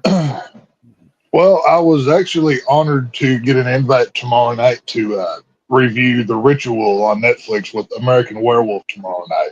So we'll be doing that about the same time we start this show. So tune into An American Werewolf in New Jersey. Him and I will be reviewing that film, and it'll be fun. I hadn't seen him since we did our Snyderverse review or whatever we did on here. So he kind of hit me up out of the blue the other day. So it'll be fun. He had messaged me, and I was like, I don't know if I'll be able to do it because Wednesdays I'm trying to put together the Thursday show. But I said, if you ever need somebody to fill in, I was like, you can easily reach out to either Tex or Jeremy if they're interested in one of those guys. We're going to hang out for a bit. So, he reached out, and I happen to have the night free, so I was happy to go hang out with him for an hour or two, and talk about a fun movie there on Netflix. So it'll be fun. Go watch over. He's a hell of a guy to talk movies with too. So go check out American Werewolf in New Jersey. His link is in the description below. Go check him out. He's a really good guy. He's been over here a bunch of times. I've been over there a couple times. He's a really good guy, really knowledgeable about movies and stuff. And Jeremy must have fallen asleep or fallen off, or he just typed that his phone died. That's what he just said. He's had enough of me. Well, I don't know. Shit happens. But anyway, you can find Jeremy here. Maybe not on Thursday. I would imagine he's probably going to take Thursday off since we're probably just going to screw around a bit on Thursday, talk some shit, maybe play some all bad cards online. But But yeah, Nate, if he's not, the next time you see Jeremy, he is going to be 100% hitched to the love of his life, to a very wonderful woman. You know her as Tin Septim. She's a great girl. I'm very happy that I'm going to be able to go there and share that day with them on Saturday. I'm very happy for both of them. I love them both dearly. 2 people that I'm so glad I've got in my life. They're my brother and sister in this crazy world, an extra brother and sister. I love them both. It's going to be a big day. I'm looking forward to being a part of it with them. I will get a picture of them doing the deed and put it up for all of you to see. I will let him put up the majority of the pictures, but I will try to snap 1 or 2 that I will put up on Twitter or on YouTube too, so we can all kind of celebrate the day with them. But I love those 2 dearly. I'm so glad that I have them in my life, as well as these 2 knuckleheads. So you will find me back here on Thursday doing something. It may be a bit of a hangout on Thursday. I do want to play some Cards Against Humanity, but I also kind of want to go over some news stuff. Can we do that on here like we used to? We can. Like the way that we were doing it over on Derailed. Yeah. Yeah, it's a website. It's all bad cards. Well, that's what I'm saying. Is it gonna interfere if I'm on another tab and fuck some shit up? Because it should not. As a matter of fact, you say that, and I'm already having problems. I'm fixing to say, because if I'm on my phone, I won't be able to play. Well, I'm gonna reach out to this dipshit right here because he was the one that was always getting the games organized for Drew when we were doing it on Derailed. True. So I was going to reach out to Casey at some point tomorrow, probably tomorrow since I got to get to bed. But I was going to reach out to Casey and be like, "Hey, Thursday, all bad cards, my channel. Get the shit." If Casey, hang on, Casey and I have a rivalry going. If he's going to be here, I'm going to have to bounce because I can't be seen with him. So. Here's the thing: is I was wondering if me and Jeremy could play at the same time. Aaron might have a small idea of what I'm talking about because I'm pretty sure Aaron has played Cards Against Humanity at my house with both me and Jeremy. When me and Jeremy play that game, one of us always wins.